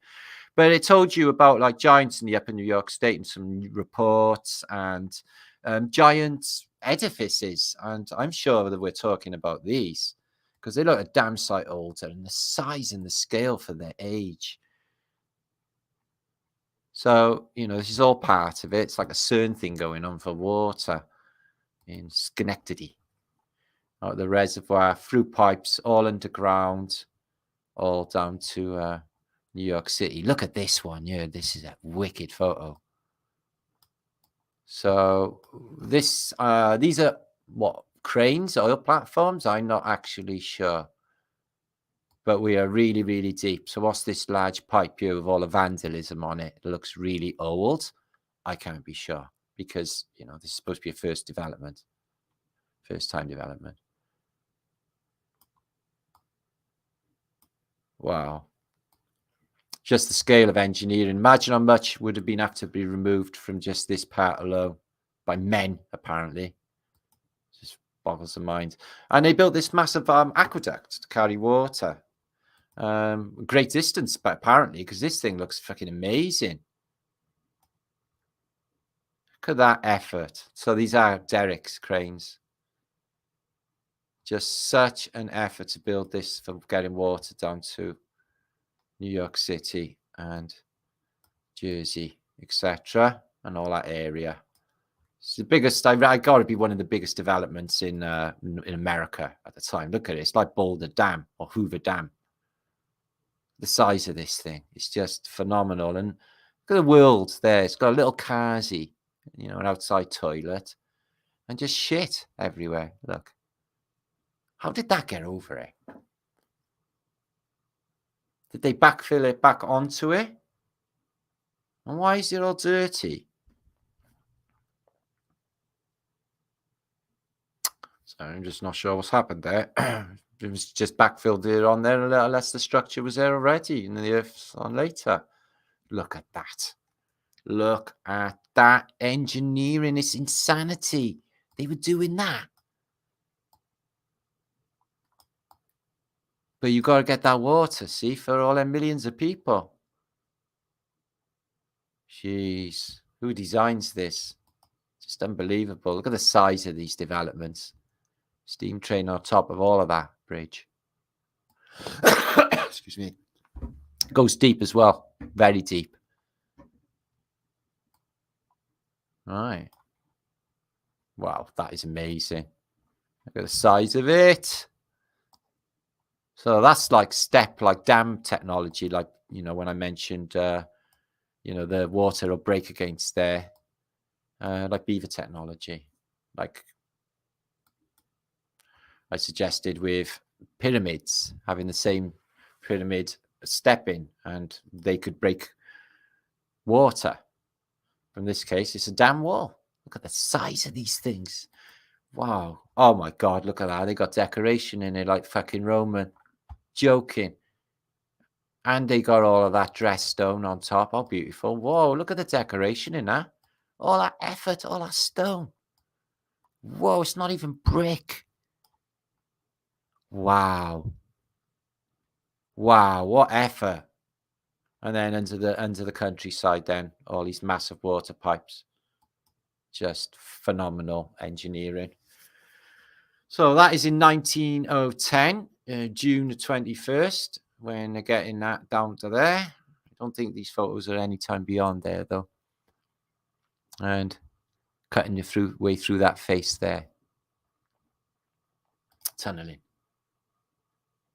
So I'm guessing that'll go a long way from upstate New York down to Schenectady. Is not that close to New York, is it? So these massive tunnels, not for rail, for water. Wow, some record. Look at that. The Victorians apparently built that. So there it is, the aqueduct near Schenectady, and it is completed. Now this canal here runs into eventually Buffalo, as we've seen in the past, and then further on down in New York State. This canal system is just amazing. And that water must be fresh water. Using the canal system and fresh water. Look at that. Wow. Phoenician statue there. And what? Whoa. Whoa. That is some wall. And they decorated with like Phoenician decorations. That's nuts, that is. Look at the size of that for an aqueduct. And there's them stones like you get in Central Park. They got all over New York, these stones. Melted fucking civilization, more like. Definitely them ones in Central Park. Them stones are absolutely everywhere. So that's Schenectady Waterworks. And I've got a link here. This digital collection here I can give you after the show. Will give you a wealth of photographs of New York City. And I mean every single street, okay? Every street in New York City. And they give you the highest resolution. And I tell you what, there's many clues. This area was cleared. Okay, this is not for Central Park. This is for the Eleanor Roosevelt Park that was to be. And this was all buildings, and they cleared that much. They did this with loads of New York. Hell's Kitchen, they cleared a shitload of it too. So there's where it is, you know, to the Empire State Building. All that area, all that building is just flattened. And look at these buildings. It's all the old world. And that's what you find in New York. You know, there's always these old buildings they're getting rid of. So that's in Manhattan for the Eleanor Roosevelt Park. And as I said, this link is a wealth. I mean, it gives you all of New York, and I'll be able to link that up to you after. Every single street in New York. So I've been reading this week. As I said, I've been doing a bit of reading. And I do like to read about sort of, I guess, in prophetic sorts of books.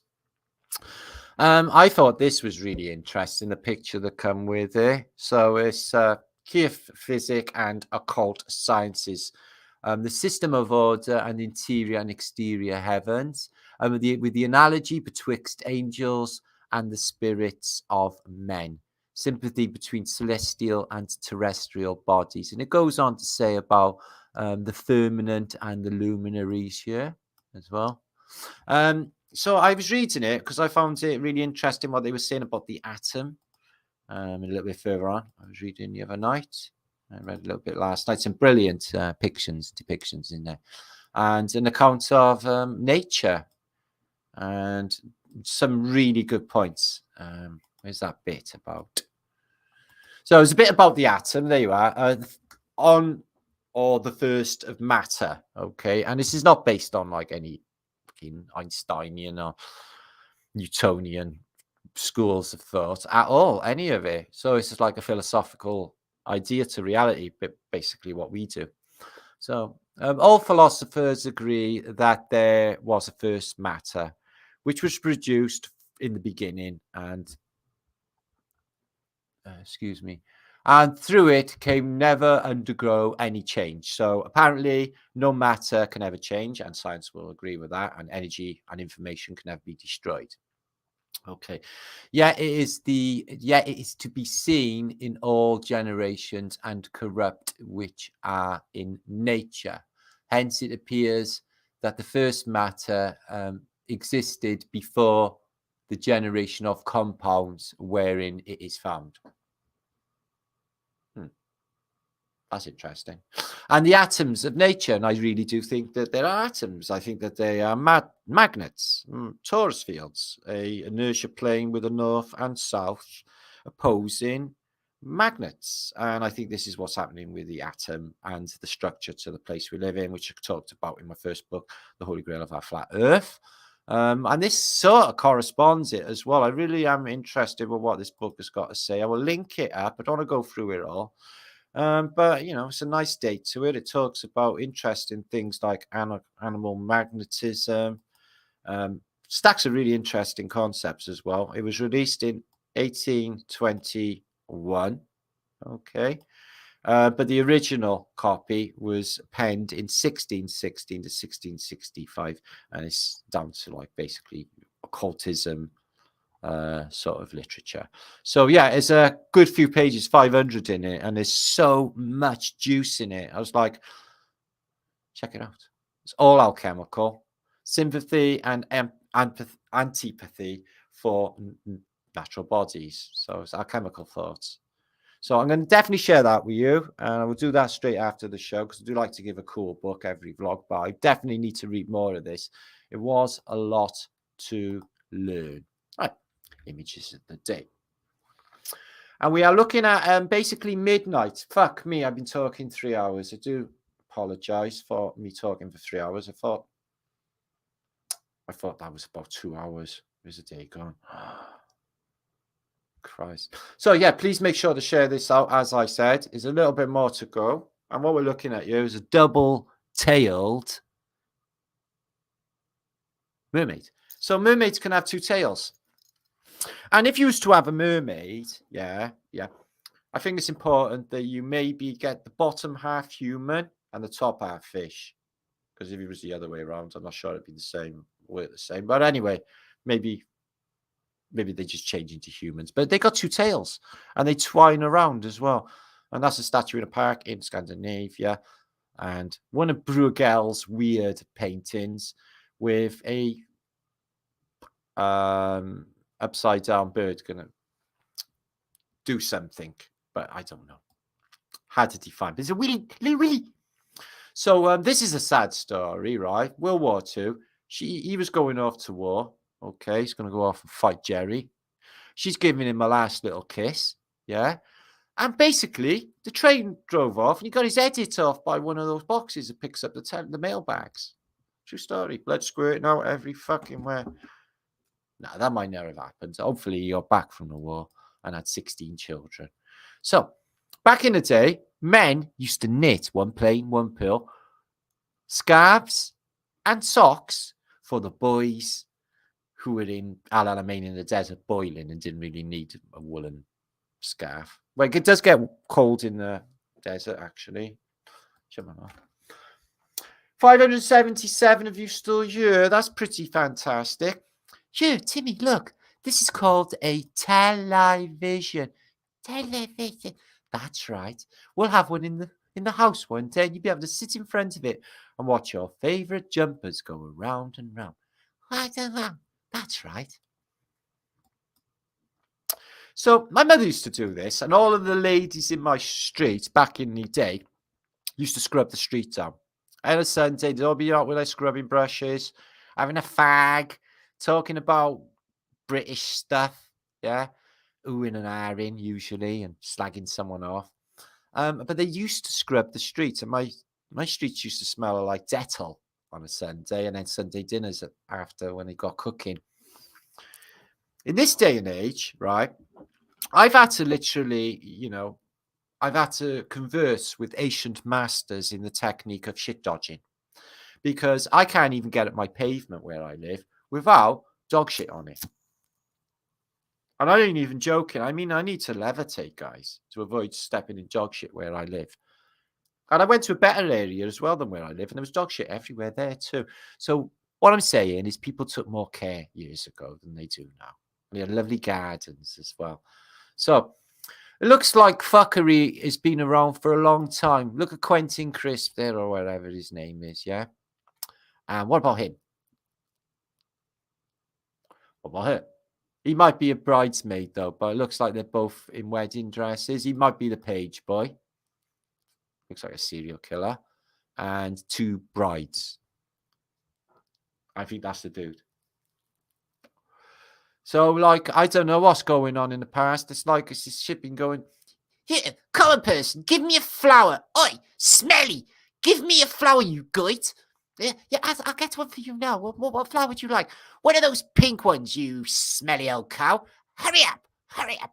Oh, God, she stinks, doesn't she? Where do you think she lives? Don't look at her in the eyes. Don't look at her in the eyes. She'll possess your soul with poorness. Oh, God, that sounds awful. Yes, I'll have this. I think it's called a carnation, old lady. Old lady, why do you smell so much? Is that pee I can smell? No, it's panache. Panache! My mother wears fucking Chanel. Panache, you common peasant, you. They might have been pleasant. I doubt it, though, twats. So I'm so glad I grew up in the 70s. I did so much stupid stuff. And there's no records of it anywhere. Guys, I got away with a lot. It's brilliant. No record, no cameras, no nothing. That's when it all went to shit, when the cameras came. You can do anything bad or naughty at all. Never mind. So, this is a cathedral in France, and it's been fucked up in the war, as you'd expect. And I think it is Aris Church. And it's got bullet holes and all of that because of the war and stuff. But it's fucking massive, isn't it? Massive. But they tat it up later and, you know, get wrecked again in another future war. I posted this last week. It's a brilliant little mudflood evidence. Somebody posted on Facebook. Looks like an old pub, but this one is in Russia and red bricker. And just below, windows. Clearly. And all that old wall in as well, which is probably under there. But clearly windows down below ground level for there. Which you see on so many buildings, which proves that there's mud coming, doesn't it? Sort of does prove it, doesn't it? Unless you can think of anything else that's happened, why they would build windows and then cover them over with dirt. Because that makes zero sense. So, the Australian Spice Agency, this is like Cobber. Oi. This is our new special shot, okay, of Pluto. Admittedly, the Pluto bit's not in there anymore, admittedly, okay. And we used an image of a rotten tangerine, hoping no one would ever notice. Flat Earth British, it's got a keen eye. He noticed. Do you know what I love about the Australians, right? I was watching a clip on Facebook, the royals coming out to the funeral. And then that trust British Prime Minister, she was with somebody else. And the Australians were like sort of narrating for their news feeds. And they were like, she's like, who do you think she is, Sheila? She's like, I don't really know. She's probably one of them royals. I don't really know. And it was like the Prime Minister of Britain, but they never had a fucking clue because no one gives a shit. Here's a bridge collapsed in Cali. They have a lot of floods in Cali as well, I've noticed, as well as East Coast. And, little earthquakes in Oakland keep happening. And they had something like this happen in the past, didn't they, with the motorway bridge come down in Oakland, San Francisco, and crush all them people like flat. It's happened before.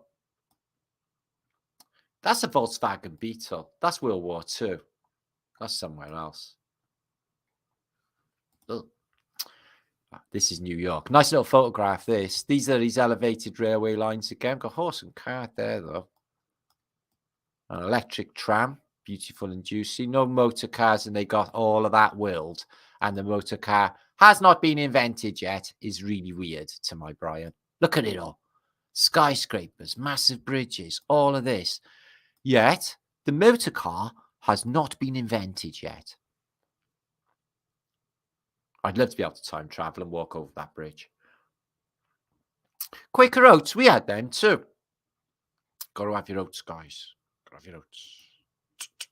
This was in Cardiff. And when I was a kid, I used to go over this bridge. And he used to shit me up, actually. It was called the Musical Bridge. He used to whistle. I used to hate walking over it at night in the dark. Because when you walked, you could hear like footsteps behind you when you were on your own. Because it would echo weird. And you think somebody was following you, and then you'd walk quicker, and then the footprints behind you would walk quicker, and then you'd end up running into Grangetown. Oh, this is Clarence Street Bridge. They knocked this down in the 1970s or the 80s, but a big part of my life in my youth was that bridge. The whistling bridge, we called it. Cars went over it, and it went whistled. Weird. So we had these bastard things. So a lot of people, they basically, if they run out of money in the 1970s, they had a habit of breaking in their meters, you know, nicking on 50p's, paying them back later. They knew that shit went down. But if you never had a 50p for your gas meter in the Great British Isles, guys, okay, you could basically file down an old Fenwick. They go in there, or put a 50p on top, if you've got one left, on top of a old 1 penny and a file. You can file them all 1 pennies down there, the same thickness, and they go through. Not that you need to do any of this in the modern day or get yourself a meter beater or anything like that. But I'm just saying there was millions of ways of surviving in the 1970s, which are now impossible. A lot of people are going to freeze their asses off this winter in Britain, and I'm not happy about that. Oh, me getting my Nikon 1000 out again, a show of the globe. Fuckwits, the earth is flat. Check that out. P900. Well, it might not be. P1000 is bigger anyway. Look at this. I'd love to be able to do shit like this. Small stuff. My son's brilliant with small stuff. Well, loads of stuff, actually. We can do all this. It's the alphabet on a pencil lead. A, B, C, D, F, G, Z. That's good. That's talent. You can see people doing little sculptures out of pencil leads, but what if you've broke it and you did it all with that? Let's have a very, very light hand.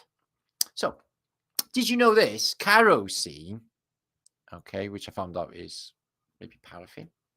It's a universal healer. They've been using it for thousands of years. Well, a long time. Not the thousands of years exists.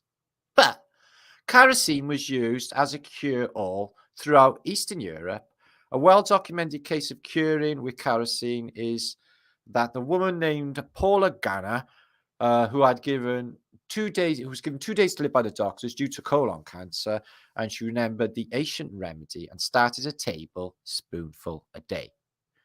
In 3 days, she was out of bed, and 11 months later, she gave birth to a healthy boy. The boy contracted polio at the age of 3, which he also cured by administering a tablespoon of kerosene a day. And there was numerous other similar testimonies. Kerosene cures. Apparently. Well, if MMS can clean you up, or DSO or something like that, I don't see why kerosene can't. It's like turpentine type of thing. So, you know the Lincoln Memorial in Washington, yeah? So they built it in Washington with Lincoln and, you know, inside the statue. And, like, what's happening in Washington at the time is it's nothing but a stinking swamp. They're going to build Washington, D.C., which is not America at all. It's its own independent country, okay? Its own shit going down like the London city. And there's only a swamp, like St. Petersburg is built on a swamp. Washington's built on a swamp. London's built on a London basin, which used to be a swamp. There seems to be a lot of swampiness going on. Maybe that's what Trump meant by creating a swamp. Center of Washington, obviously after that period of that being built, so the 1880s, and it's still a fucking swamp, nothing going on. Sausage Fingers got a new 50p out, guys. This is what you use in your gas meter back in the day. There's his little ring. Epstein and all of them got this little pinky ring. Means you're in their club. And they saying that it's CGI'd his sausage fingers because it's like hands around Gurley's back or something, and he can be identified in one of these pictures. And they've photoshopped sausage hands on King Charles to get his, you know, the attention away from his old pervy ways, which he's not supposed to have. Do you remember him with the 3 degrees? Yeah, I do. And there's that mosaic floor in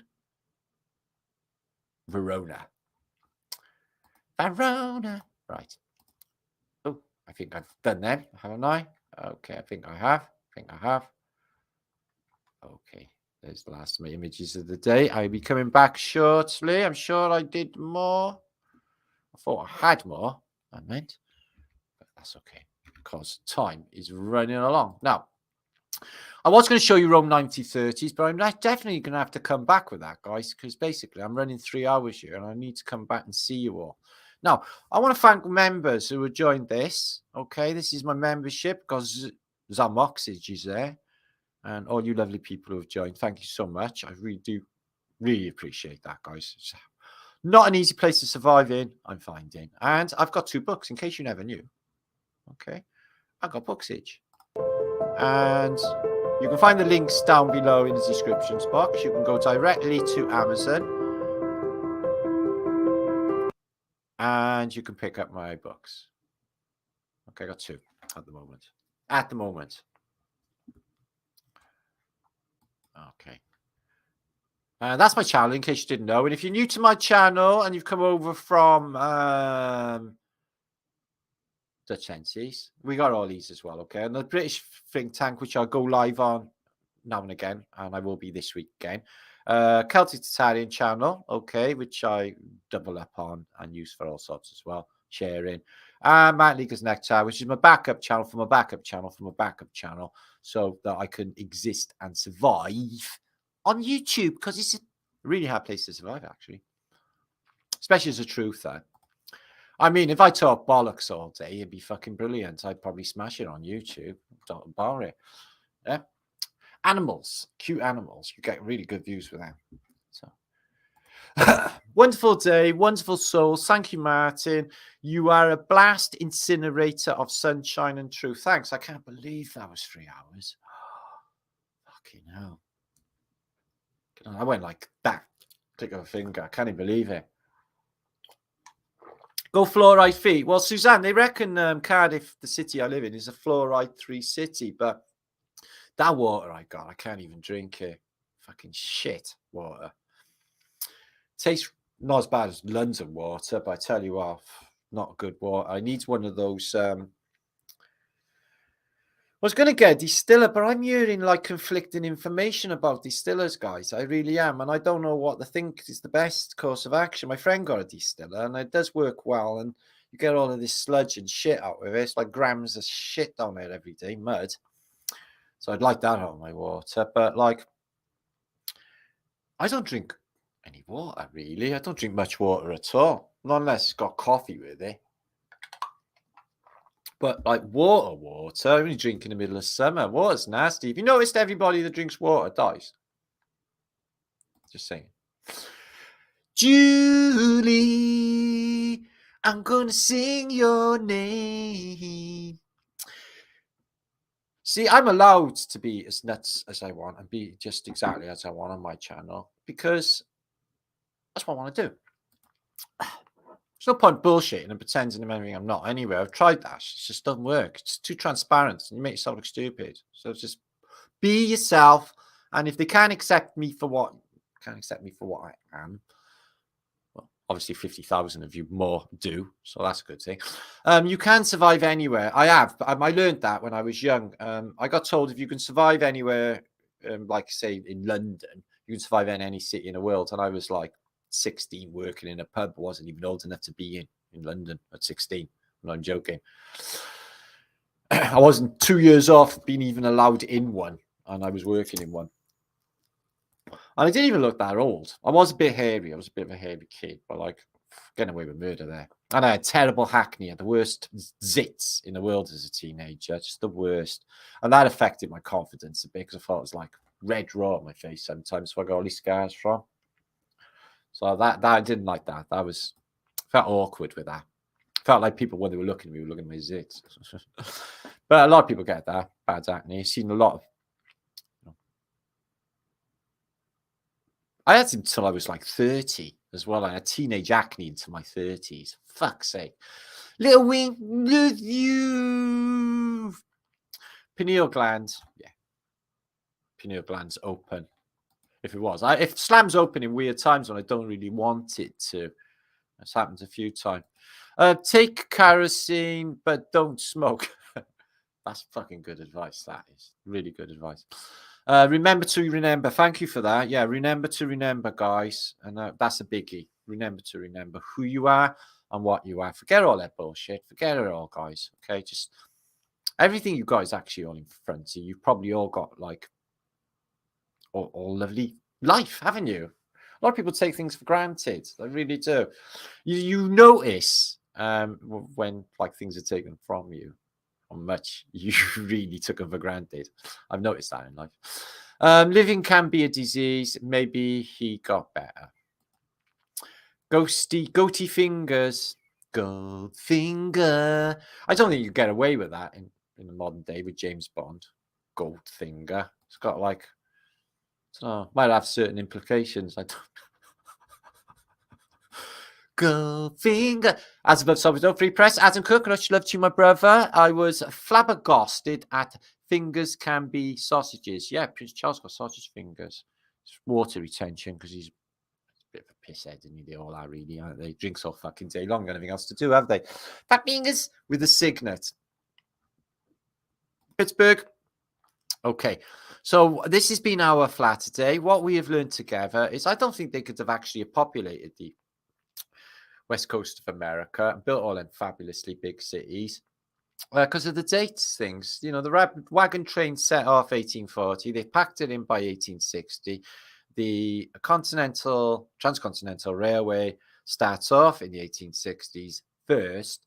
Yeah, you got all them cities, all in place, all massive, early fucking on. Something going on with that, guys. There really is. So yeah, I got loads more to share. So that gives me much to come back with in a day or two. If I do come back on a day or two, it will be on one of my other channels. Okay. Is a man worth his salt? In weighting, salt weight, like they used to do that with gold. Hi Martin, so glad I caught you live. Been watching your archive videos. Wow, what an eye opener. Ragamuffin and a rough. I got 2,000 videos. Can't possibly. Crypto alchemist, but thanks. Ragamuffin and a rough. Some of them are tough, me tough. Some of them are ragamuffin and a rough. Me like. David Gray, pork or beef? I don't know if that's a meat associated question. Tried not to get into that. Seen a cute cow the other day. I missed, like with fur on alive.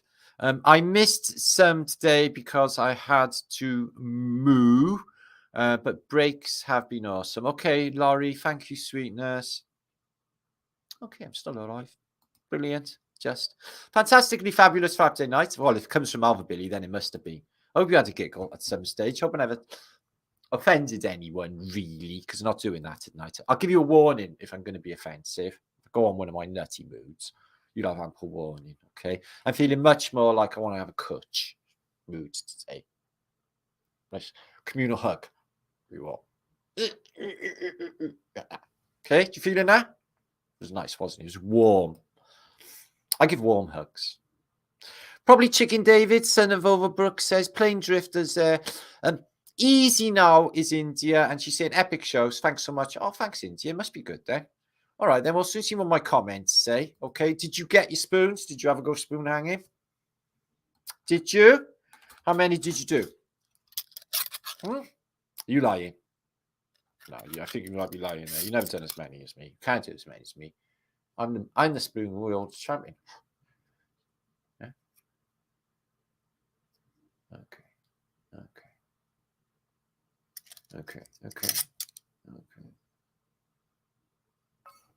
They're harder to hang on your face. Try and get them on your fucking head there. They're hard there. Oh no, I got one. Anyway, so I do loads of shit you never knew. Don't I, guys? So you're thinking, well, fucking hell, is there anything this guy can't do? No, I can't. Brilliant, loads of stuff, guys. Yeah? Loads of stuff. Spoon hanging is one of my best talents, so, yeah. But will it get you laid? I doubt it. Anyway. Love you all. Narrow learning. Good to see you. Flat Earth is increasing my sea level. Listen, millions are seeing flat Earth lately. I just feel that there has been a exponential growth in flat Earthness because of the way, like, you know, Dutch Sensei's not got a problem with his 500,000 fucking globe believers. But they're trying to keep it down on YouTube. They're trying to suppress it. You know, if you YouTube flat Earth, all you're going to get is the usual fucking suspects. We'd expect to see, but you'll never find any real flat Earth truths or any real flat Earth channels if you Google it. But if you dig deep, or you know where to go, like Flat Earth British or some of the other channels, like Dell, you know, Beyond Imaginary Curve, he's been there since the beginning. He's still punching her out there. Proud of him. And others, you know, are still real, still punching them out there. So On it goes into the future. 8 years of flat earth and truthing. Fucking brilliant. Best life in the fucking world. I can't believe the shit I've done with my life, guys. With you. All along to watch and be part of it and help and contribute all that information, our juicy nuggets, that fuel for our ship, information. Martin is the king of the world. No, I said I want to be hippie prime minister of Britain and I will clean this fucking place up. But like, I has funny moods and I'll probably go like homicides and maniacs. So don't worry too much about that. I'm not a psycho. So schizophrenia is not psychopathy. April Mac. Yes, YouTube is like to inform. Oh, come on, guys. It is funny. Daisy, you've been watching me 8 years. I know you was one of my first ever friends in Flat Earth, and that's a fact. It's your birthday. It's your birthday. I think it's your birthday, isn't it? Yeah. I go on next week. I'm going to be proper old. Like, proper old. I'm not telling you. 45. I'm 45. I know. You're thinking, fuck me, he looks old. I'm 45. David Weiss is doing a belting job. He's smashing it, David. Debating everyone, everywhere about Flat Earth. Well, he's got all that cool stuff, and he got like, you can just pull it up and shut him up. Like, I'm not going to insult them like the way Santos did. That's brilliant. I couldn't stop laughing. I could never be that insulting. Jesus Christ. Someone said, like, in the comments earlier, called a woman a bitch. It's like, fuck me, I'm fucking this age. I've never called a woman a bitch. Not to her face. Anyway. Yeah? Fuck that. I haven't, guys. I haven't. Not even in a row or anything like that. I just wouldn't do that. I just wouldn't. I'm not the type to be, undermine women in any way by being mouthy. Just not that person. Mac Trom, good to see you. April Mac. Never say you're old. Think young. Oh, listen, love. April, babes. I'm doing all the same shit I did when I was 21. No fucking difference. I'm as fit as fuck. Yeah, I walk 50 miles a week. Yeah, I sail in my spare time on my son's ship and do all sorts of stuff. If I sat here doing like fucking internet shit all day, yeah, I fucking grow really ill and weak. Like Dave, Adam, you said it, didn't you? Yeah, when I went on that tour at the beginning of the year, I spent like 6 months of doing fucking typing. It fucking killed me. It nearly fucking killed me. It's because like it was winter. I was walking like 7 days a week, and I was fucking dead. It really killed me. Not her face, twat. Yeah, I know you're on about having new beloved prime minister. We're so lucky. Yeah, have you seen that fucking? We're having a mini budget. They're pissing out a mini budget. No, there's no such thing. Yeah, and they got this guy who's like, I don't even know who he is. Was he like the Nigerian fucking Chancellor of the Exchequer before Britain's? If so, we're going to be fucked. Yeah. Apparently, they're going to give us money so we can actually stay warm this winter. They can fuck off. We're all going to die. You're freezing bollocks. Except for the women, because obviously they haven't got bollocks. But they have cold tits. I'm older than you. You're not, are you? You're not much older than me, are you, Fiona? I'll tell you how old I am next birthday, shall I? 55. 55. Which means in 15 years' time, I'll be 70. Yeah? That'll be like grey pubes, old stuff. Yeah? Bumpies.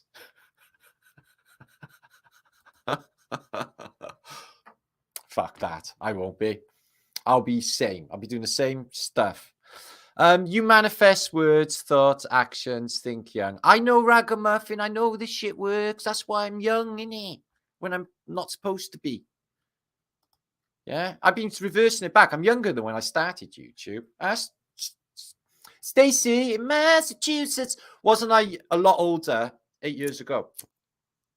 Lee thinks I was cloned and I was replaced for this model, which was all right.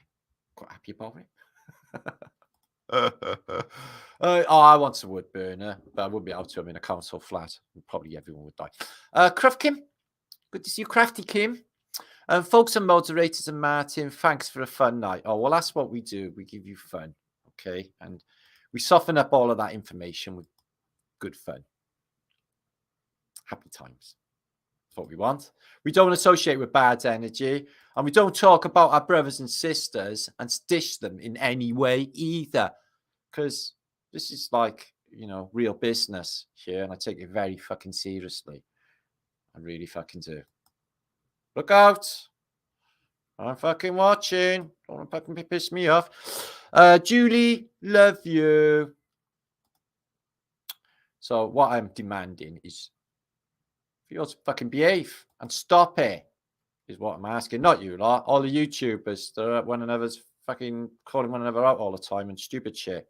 They'll all probably come my way anyway one day soon. They usually fucking do. Yeah, they all does the rounds, don't they? We'll be on Martin, call him out, but like they don't fucking ever offer anything to like actually, because all my stuff's fucking proved, and I spend a lot of time. I do my due diligence hour after hour to make sure that, you know, why am I even concerned about my own fucking, you know, movement rather than the enemy? Is really weird. I shouldn't actually be thinking like that, should I? But that is the case. Something should be done about that. Wonder Dog. I like David Weiss. Yeah, he's lovely, David. When you get to know him, man, it's lovely. And his wife, Paige, she's lovely. 60 is the new 40. I'd agree, Billy. I'd agree. I like the age I am. I like it. I think it's a sexy age. I think I'm having a great time when I do. And I think I fit. I think I like it. Martin, you should meet German Martin. His name is Victor Stolzer Sengoku. I'm not sure what that is. There's a German martinliedtke. He's from Hamburg, and I've spoke to him on Facebook. But yeah, he had similar taste in music. He was fucking really boring, so I just not bothered talking to him really. And there's another one who's a movie producer in Berlin. I'm another martinliedtke, but he's not as famous as me. I'm the most famous martinliedtke. That's good.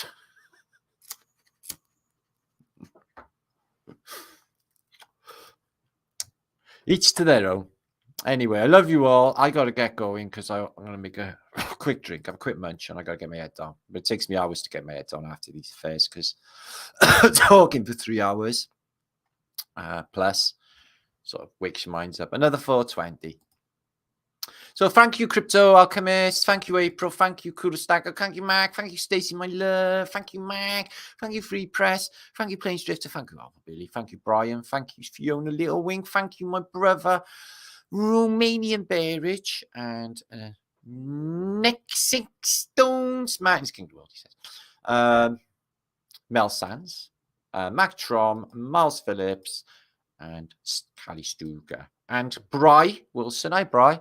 The level movie was epic. Oh, yeah, go watch the next level. You find it on this channel or the Tatarian channel. The Flat Earth movie that I was starred in this year.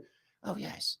Oh, yes. So, toured most of conventions, starred in movie, Czech Republic. What else have I done? Fucking loads this year. It's been a really busy year. I feel I should have done more, though.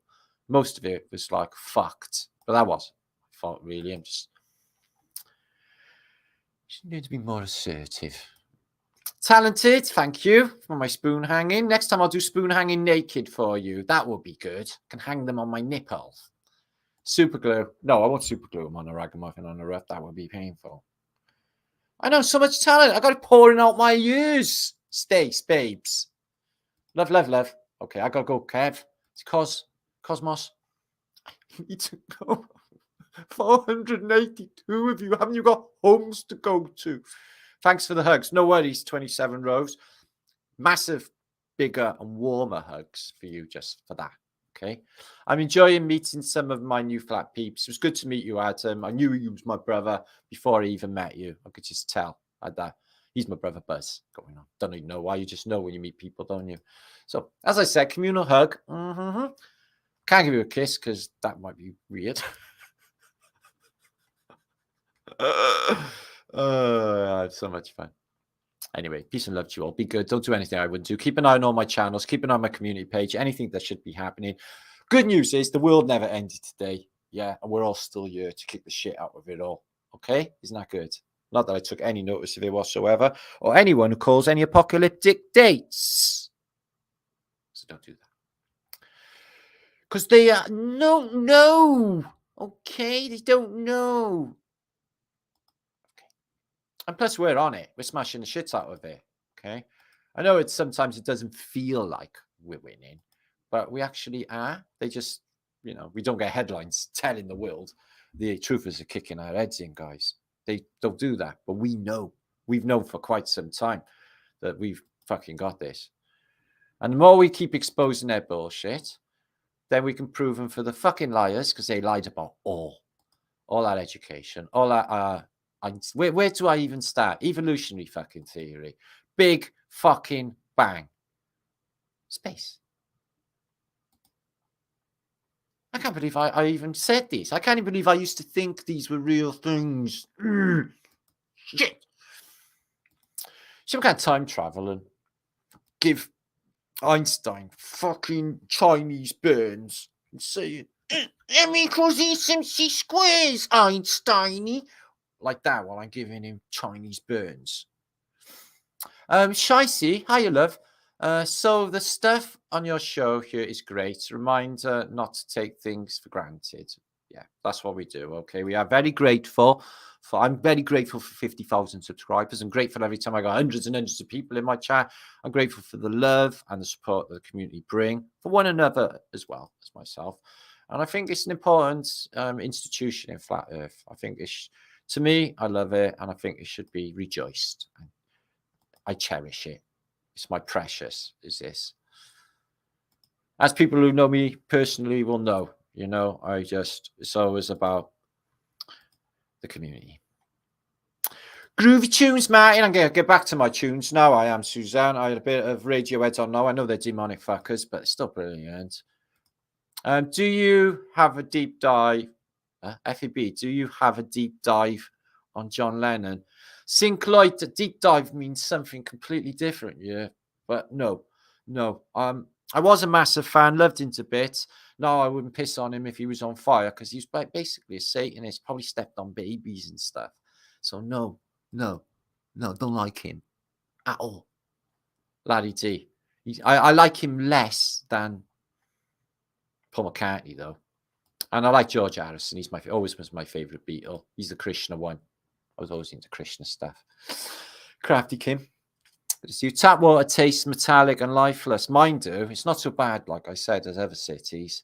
But, I need to do something about my water. But I don't drink enough anyway. I got silver in my kettle. So it's like I have like sort of colloidal silver. And it activates this little block of silver in my kettle. So I have a little bit of colloidal silver every cup.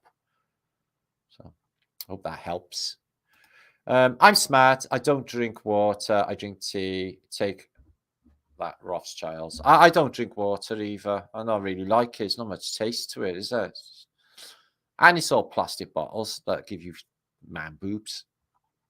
They put chemicals in there, didn't they? They're all owned by DuPont Plastic, and they put stuff in there to give you like Vanadians, man boobs. Fucking hell. If men have boobs, they never go to work, guys. I'm telling you, they just stay home all day. No, I'm throwing a bit of a sickie today. I don't think I can actually go to work. I'm staying in.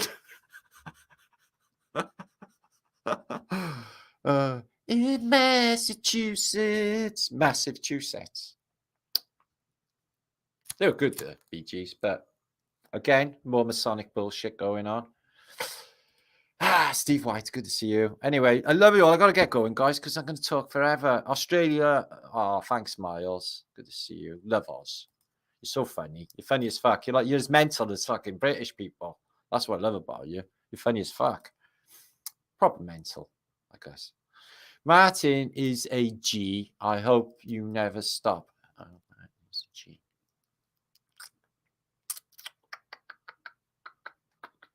I'm trying to work out what G means. Is it something to do with like spot? I don't know. You have to tell me more. When the ocean goes out, it always comes back higher. Mactron, that is so true. Still, there's a lot of water out there, and it's not like obviously the water they show you on a ball. There's more water in other places, like around the A map, as you know, or beyond whatever we're inside of, which seems to be Antarctica ice ring, which probably is land and ice. Hi, handsome. Oh, thank you, Stacey, dear. Right, I gotta get going. Okay, my Brian, I've got a headache. I'm talking forever. So there are 3 hours, 30 minutes, and it's still 440 of you watching. I got loads more to share. Come back this week, okay, guys? And I'll go on one of the other channels. Peace and love to you all. Be good. Don't do anything I wouldn't do. Make sure to share, make sure to like, and make sure to subscribe to all Flat Earth British channels. Do it now before I go. 400 of you. I should see my likes go up at least 400. No, 450, a little bit more. Go on, and I'll make sure there's more jugs in the next post. Brilliant. That worked a treat. Anyway, be good.